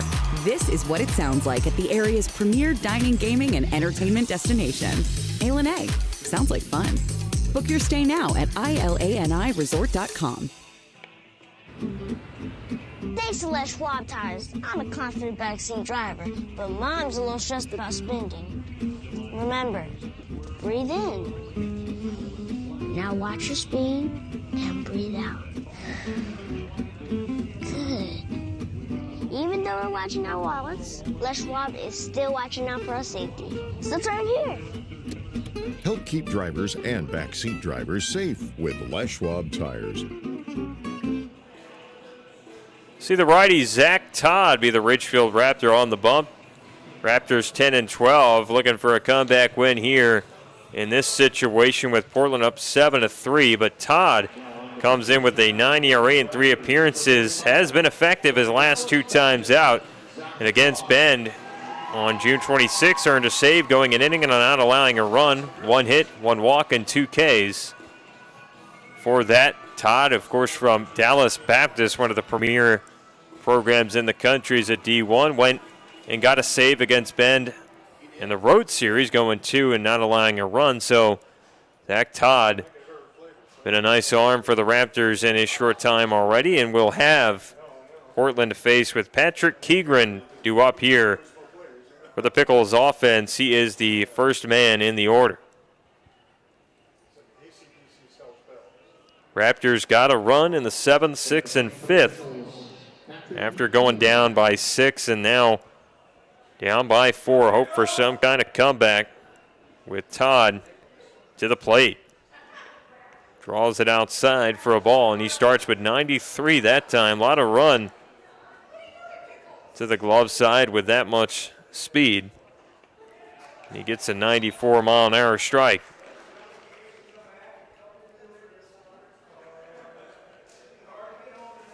Here's the 1-1. Gets it to the outside corner for strike 2. And not a big man that needs a lot of fuel. Was one of the Raptors to be featured on Raptors on the Road. And was enjoying the breakfast spot near the hotel down there in Port Angeles for the Raptors road trip. There's a lot of power behind that fastball. And went to the outside and just missed. For Zach Todd, he was in with Dallas Baptist to a 4.63 ERA in 9 appearances and nearly 12 innings in the spring. And this ball is roped into left center. A lot of carry towards the alley. It is going to get out of the yard. Home run, Patrick Keegren, and the Pickles now extend the lead 8-3.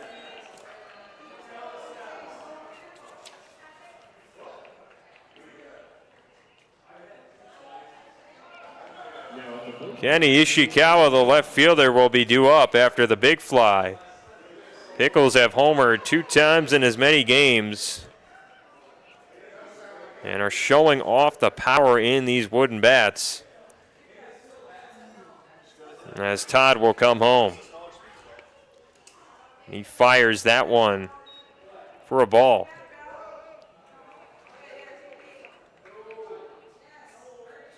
Next offer in there to Ishikawa. And Todd has been susceptible to the long ball in this short season here in the WCL because his first time out for the Raptors in Port Angeles did give up a home run in that outing, but did respond with 3 straight scoreless appearances against Bend, and occasionally has left one over the plate as the counts run to 2-2.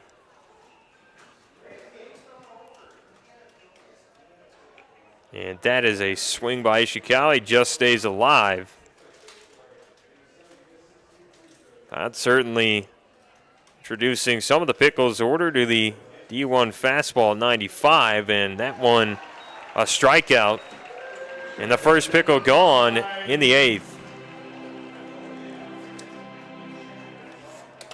Alex Gouveia, the third baseman, will grab a bat and hit here. He's had a double 2 times and a base hit. Struck out in the first inning. Gouveia with the pink colored tape on the tan barrel. And we'll face Todd, who does not waste time, already set. And pop the leather, echoing throughout the Rourke for ball 1. Todd, a different level of tempo than some of the pitchers seen in the game so far.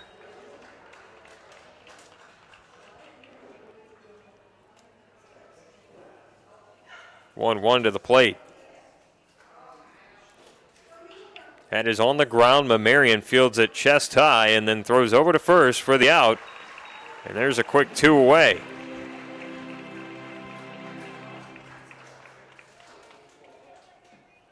In Portland haven't given up a couple runs to the Raptors the last few innings. Going to appreciate that home run even more by Patrick Keegren to make the lineup ever more confident. Tanner Griffith is stepping in and fouling that off.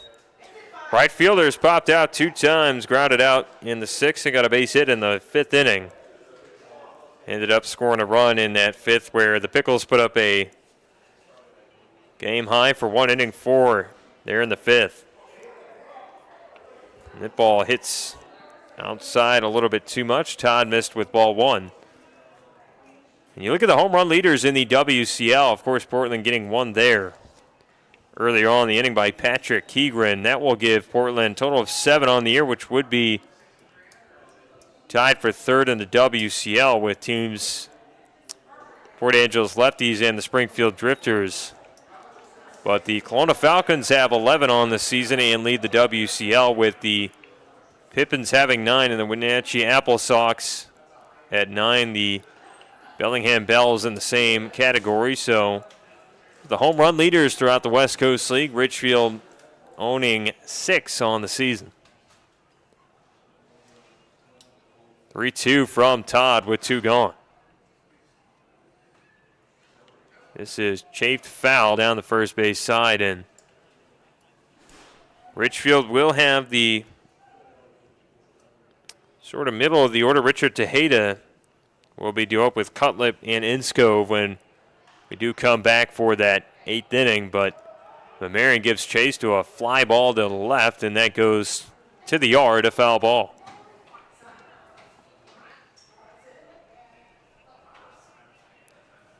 Raptors probably would love to ride the arm, Todd, the rest of the way through this ball game.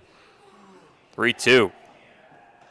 And there is the DBU product with strikeout number 2 in the inning, as he looks strong and only gives up the 1 run on the home run. Pickles don't strand any or have any Raptors errors for their benefit in the inning. It is 8-3, Portland with a significant lead as we go to the home half of the 8th.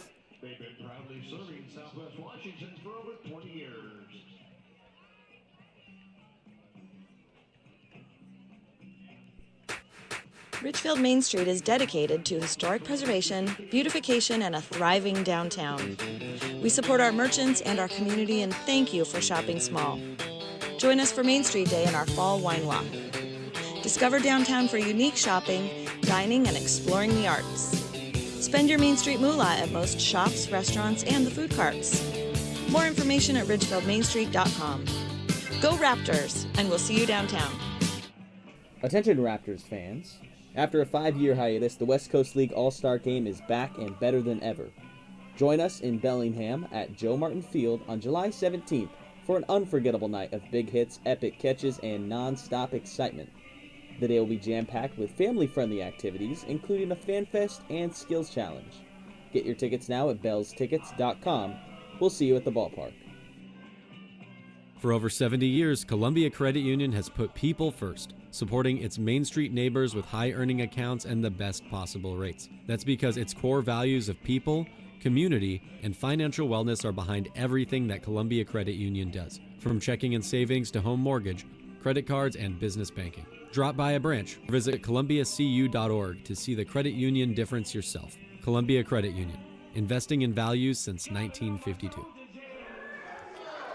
Ryder Cutlip due up for the Raptors. And Ridgefield down 8-3 to Portland here in the home half of the 8th inning. As we will see Cutlip try to make an appearance. Cutlip on the day has walked, struck out, and flown out. Going against the relief of Murphy Geiger again. And now he skies it left field. This is a big chase by the center fielder in Otis, who is unable to get there in time, and Cutlip's got his first hit of the ball game.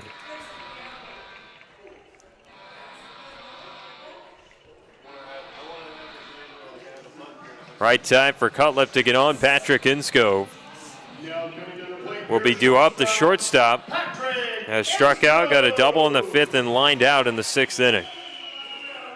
Pickles moved to double play as Geiger will be hurling from the stretch. And Ridgefield with the day off tomorrow. are back in action in Corvallis on Tuesday. As that ball finds the zone to Inscove, it'll be 1-1.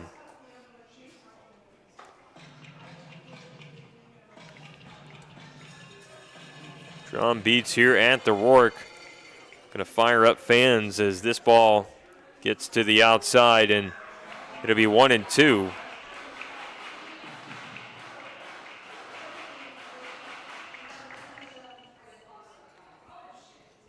Inscove awaiting at home. And he shoves it to the screen, a foul ball.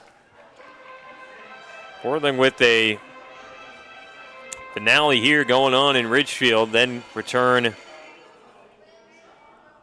to the road slide with Walla Walla and the Sweets to deal with over the next 3 days, Monday, Tuesday, and Wednesday over at Borleski Stadium.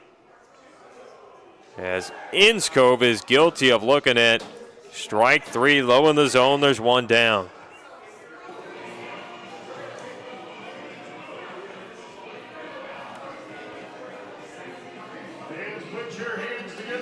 It'll be Kyle Mamarian, third baseman. Had a sac fly and RBI his last time up.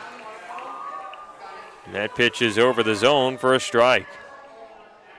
Cutlip still at first. The Pickles have gathered the 8 runs on 2 in the second, 4 in the fifth, 1 in the sixth, and an additional run in the 8th. And Mamarian finds center field. That's down for a hit in front of Otis.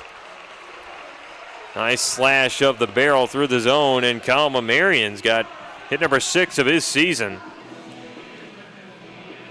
It'll be the top of the order, Taylor Takata, who is due up. He has walked, struck out, and grounded out. Markham 0 for 2. And Ridgefield with a lot of fight in the game have 9 hits to the Portland 14, have found a way to make this exciting with 1 away. Got it going down the count 0-1. Raptors, they lose today, would lose the series. Despite of winning the first game, and at least want to have some offensive momentum here at the end going into the Corvallis series as that ball gets over the zone. Ridgefield still, though,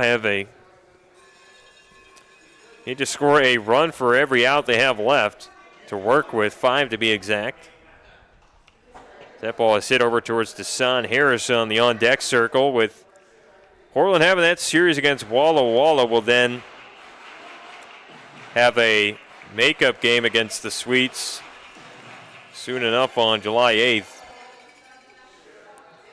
And be playing a series at home against Springfield after Walla Walla. But Takata has been suddenly hit by the pitch, and Geiger lost control. And it will be Desan Harris, the center fielder, who is 1 for 3. He's had a single, a walk, a strikeout, and a flyout. Raptors down 5 with Harris at the plate, but the base is loaded. One arm up in the Portland bullpen. Pickles may have to make a move soon. And Harris just moved the bat through that, strike 1. Let's go Raptors! Raptors do have action as well. In the left field pen, Zach Todd was the most recent Raptor on the bump, but did give up 1 run on the home run. Now Harris finds the baseball in the zone. He skies it out to the left. Ishikawa leaps to make the catch. Here comes Cutlip home. He scores. And the Raptors are down 8-4 here in the 8th.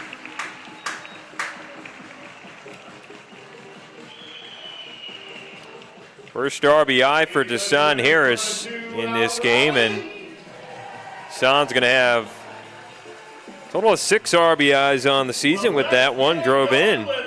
Luke Iverson, the right fielder, has had a hit his last 3 times up. Ridgefield with Takata at first. Mamarian at second, and the pitch is a ball. Raptors led off with the Cutlip single here in the 8th. They've been pretty productive since.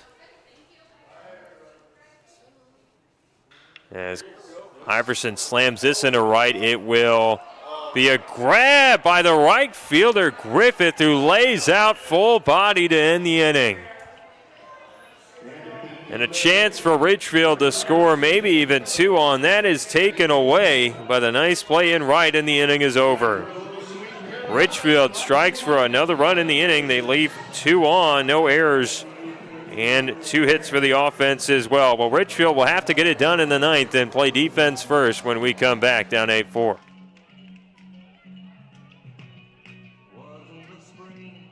Listen up, baseball fans. Head into Safeway to score on great deals all season long. Safeway has everyone's tailgating favorites, from fried chicken and party subs to fresh cut fruit and veggie trays and tons of easy meal options. Satisfy your whole team for the ultimate game day experience. And you can save a cartload of time with Safeway Drive Up and Go. Just shop online at Safeway.com, head to the store, and we'll bring your groceries right to your car. Safeway, sponsor of the Ridgefield Raptors. Holt Homes is proud to be a local builder. We embrace all that is special about Oregon and Southwest Washington. The natural beauty of the landscape, the dynamic climate, the community that brings us together. It's why we live and build in this place that we love. Holt Homes, built for the Pacific Northwest. Find home today at holtpnw.com. Sometimes you just want more.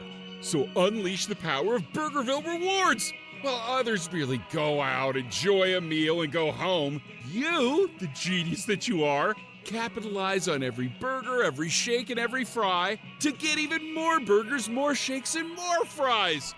Oh, and every dollar you spend supports local ranchers, farmers, and producers.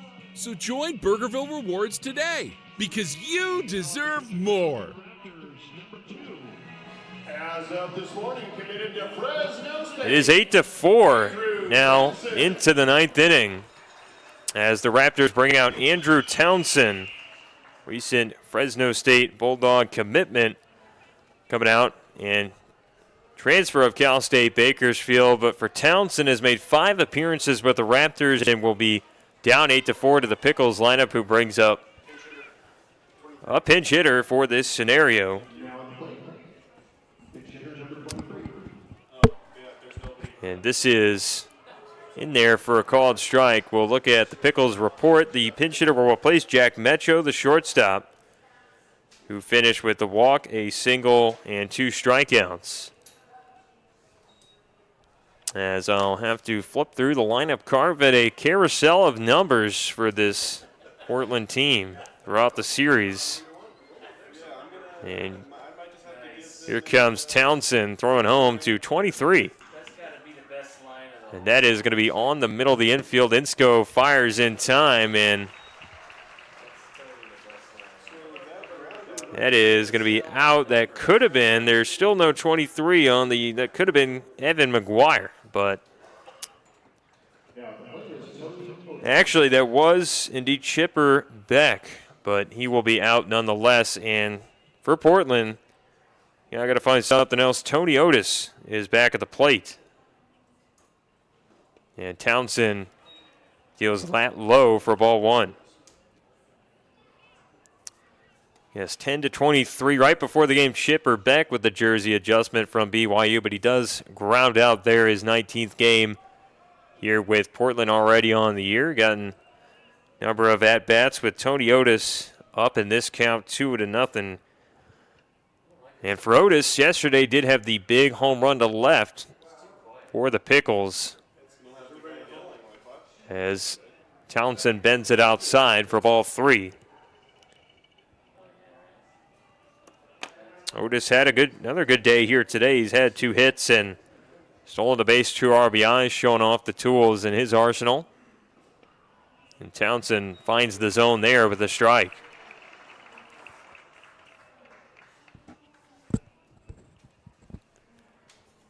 Raptors fans gone pretty silent here into the 9th inning, but Ridgefield will have something at least working into the bottom half of the 9th, as that'll be a base hit for Tony Otis. Raptors were scoreless going into the 5th, but have notched a run in every inning since.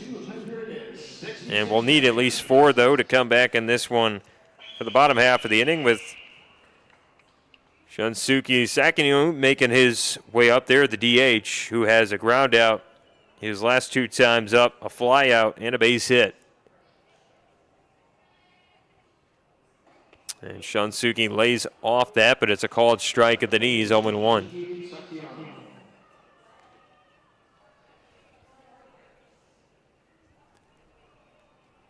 Pickles operating with Otis at first. And the ball leaves outside. Now Tejeda over down to Inskov at second, and Otis barely beats the throw. And Tejeda had a decent cannon down to second, just was not enough. Close play. And we'll have a 1-1 offered up to Shunsuke with Connor Stewart on deck, and the Pickles having a runner in scoring position. That's slammed out of play.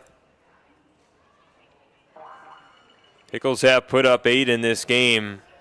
Portland scoring a high ever since its 15-2 win against Yakima Valley on June 25th, a few nights back. 1-2 from Townsend. Stretches the zone, and Elijah Bester says no swing for Shunsuke Sakino, and we'll have a 2-2.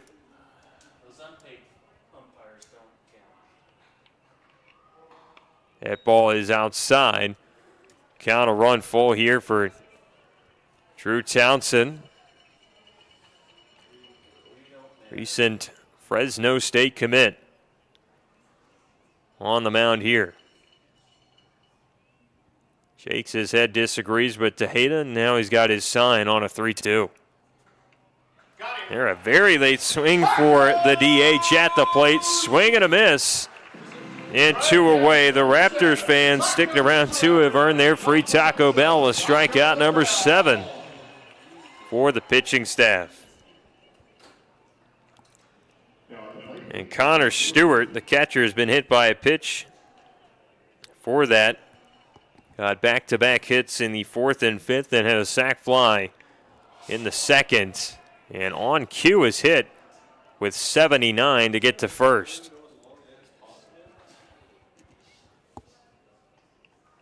Townsend loses control, and it'll be Tyler Harris, who is 1 for 4.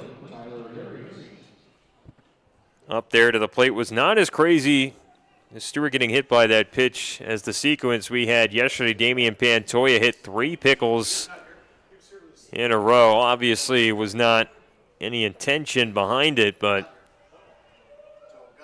nearly on 3 straight pitches, not something the Raptors expected in the 6th yesterday.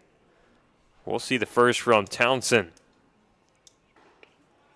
That is in the zone for a called strike to Tyler Harris. Raptors have given up 15 hits here to Portland and allowed 8 runs, have 4 runs on 9 hits themselves in 1 error. This could be the end of the inning, though, as Takata will flip to Inskov at second, and the side is retired. The Raptors get out of the 9th, but are still going to be down a significant number. 8-4 is the Portland lead. Ridgefield has 3 outs to score 4.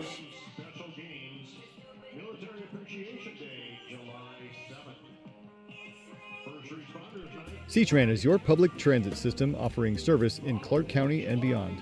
Catch local service in Clark County, plus regional and express service to Portland. And now you can ride the current C-Tran's new on-demand service operating in Ridgefield and other areas. So leave the driving to us. C-Tran will take you out to the ball game and anywhere else you need to go. Visit c-tran.com for more information. C-Tran, our community, our promise.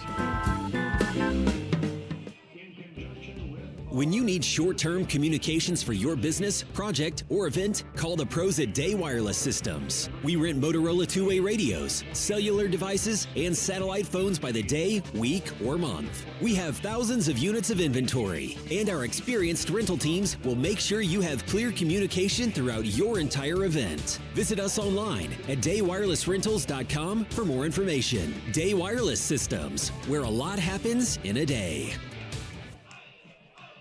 At Dick Hanna, we know that buying a car can feel like you're in some overdramatic reality show. There's shocking news. 6 weeks to get the red one? And people who aren't here to make friends. Honey, look confident. The salesperson is coming. At Dick Hanna, our huge inventory of 14 brands and 600 plus used vehicles means we have something for everyone. So skip all the... At Dick Hanna, we believe in nice and making nice your reality. Raptors down 8-4, need to score 4 to bring this game into the 10th. First pitch, and Brody Mills ropes it into right. Griffith is under it, and he's got out number 1. Justin Stransky, the DH, due up as soon as possible. The 2 walks in the 6th and 7th. He struck out and grounded into a fielder's choice as the Raptors are down to their final 2 outs. Justin Stransky. Pitch home, and Geiger leaves it away for ball 1. Raptors will need every rally, noise, and fan behind this team for the final 2 outs in this game. Ridgefield going to need 4 runs.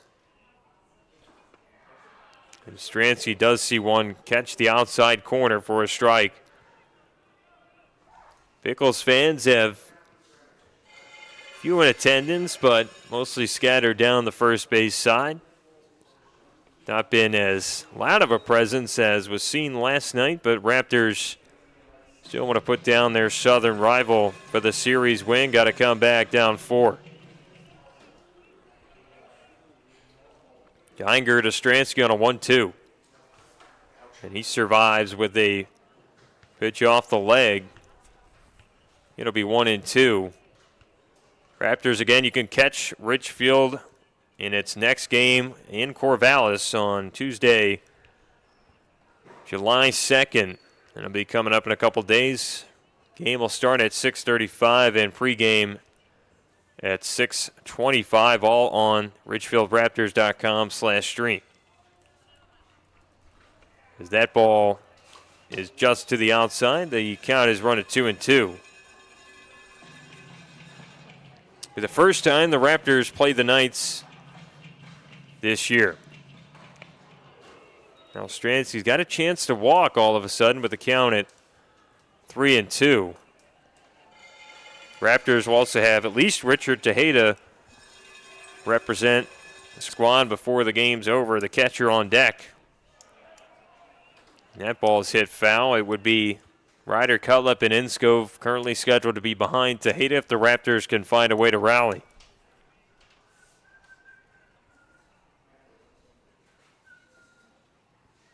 (3-2). This ball just squeaks outside, and Stransky is going to be able to get on for the 3rd time in a row as Richard Tejeda makes his way home. Tejeda, the catcher's flown out, struck out, got a base hit. Did ground into a double play to end the 7th. And Stransky thought about going to second, sticks to first at strike 1. Pickles will be at double play depth here, looking for the twin killing to earn the win. That ball dots the outside corner for strike 2.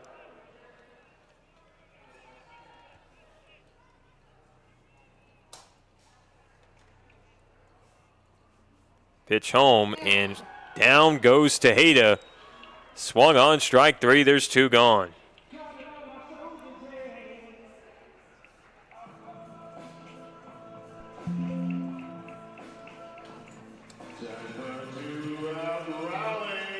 Raptors need the 2-out rally with Ryder Cutlip due up, the left fielder. He's gotten on twice as Stransky goes and will be left alone strolling into second. Strike one over the plate, dealt out to Cutlip. Cutlip, left fielder, has got on his last 2 times. And he serves this one into left. Going to be a tough play for Ishikawa. He does charge in and makes the grab with the right mitt, and this ball game is over. Portland comes in and wins with 8 runs on 15 hits. No errors for the Pickles. The Raptors only scratch for 4 on 9 hits and have 1 error. And we'll get into the post-game show here. Mark Magdaleno and company for the Pickles take 2 of 3. And the series win to move to 17-8, with Ridgefield dropping to 10-13 on the season. And we'll be looking to recover with the Corvallis series heading up soon. And Ridgefield in this game had a tough time against Freddie Rodriguez, who only allowed 1 Ridgefield run on 4 hits. The starter would give up his first run of the season, his 16th inning of action, with Casey Spencer, Diego Gutierrez, and Murphy Geiger all leaking across a Raptor run in the remaining 4 innings of the ball game. But for Carson Reve, the Ridgefield starter, he allowed 3 runs, 8 hits on 4 1/3 innings of work. Hiroyuki Yamada would be having a tough stretch in a couple innings, allowed the Pickles to score 4. And Joseph Hasso, in his appearance with the Raptors first time out, he only went an inning but did not give up a hit or a run, with Zach Todd giving up the big fly to Patrick Keegan. It was the last time the Pickles would score in this game. And Zach Todd, after him, would see Andrew Townsend, the recent Fresno State Bulldog, to go an inning and not allow a run. And with that, we look at the impressive hitters for the Portland Pickles. It would be Patrick Keegan going 2 for 5. He was backed up by Kenny Ishikawa, had a hit. Alex Gouveia went 3 for 5 with 2 doubles, an RBI, and a base knock. Tanner Griffith had a single, as did Jack Metru. He had a single and a walk. And the inning went 1 for 3 with Tony Otis, the center fielder, getting a couple of hits. He stole a base and had 2 RBIs. And it would be Connor Stewart, the catcher, who only went to the plate 4 times. Did not produce an out with a sac fly and RBI, a single. Got a single in the 5th and 2 RBIs and a hit by pitch in the 7th, with Tyler Harris rounding out the Pickles order, going 1 for 4. And for the Raptors side, it was much of the middle of the order doing the damage. Deshaun Harris stole a base after a single in the 1st. He had a sac fly and RBI in the 8th, walked in the 7th. Luke Iverson put up another 3-hit day with an RBI and a stolen base. Brody Mills found himself on 3 times and had an RBI. Justin Stransky walked 3 times and stole a base, with Richard Tejeda getting on with a single in the 6th inning. Ryder Cutlip would walk and hit a single, while Patrick Insco found himself with a double in the 5th. And Kyle Marion had a sac fly and RBI and joined the party with a single. But ultimately, the Raptors do lose this one 8-4 to the Portland Pickles, drop the series, losing 2 in a row. We'll be back in action in Corvallis for Game 1 of the short 2-game set in Corvallis, starting at 6:35 on Tuesday night at Goss Stadium. You can catch the pregame show starting at 6:25, all here on RidgefieldRaptors.com/stream. My name is Patrick McCall, signing off from the work. It's been a good one here, but the Pickles take this one 8-4 over the Raptors. See ya on Tuesday from Corvallis.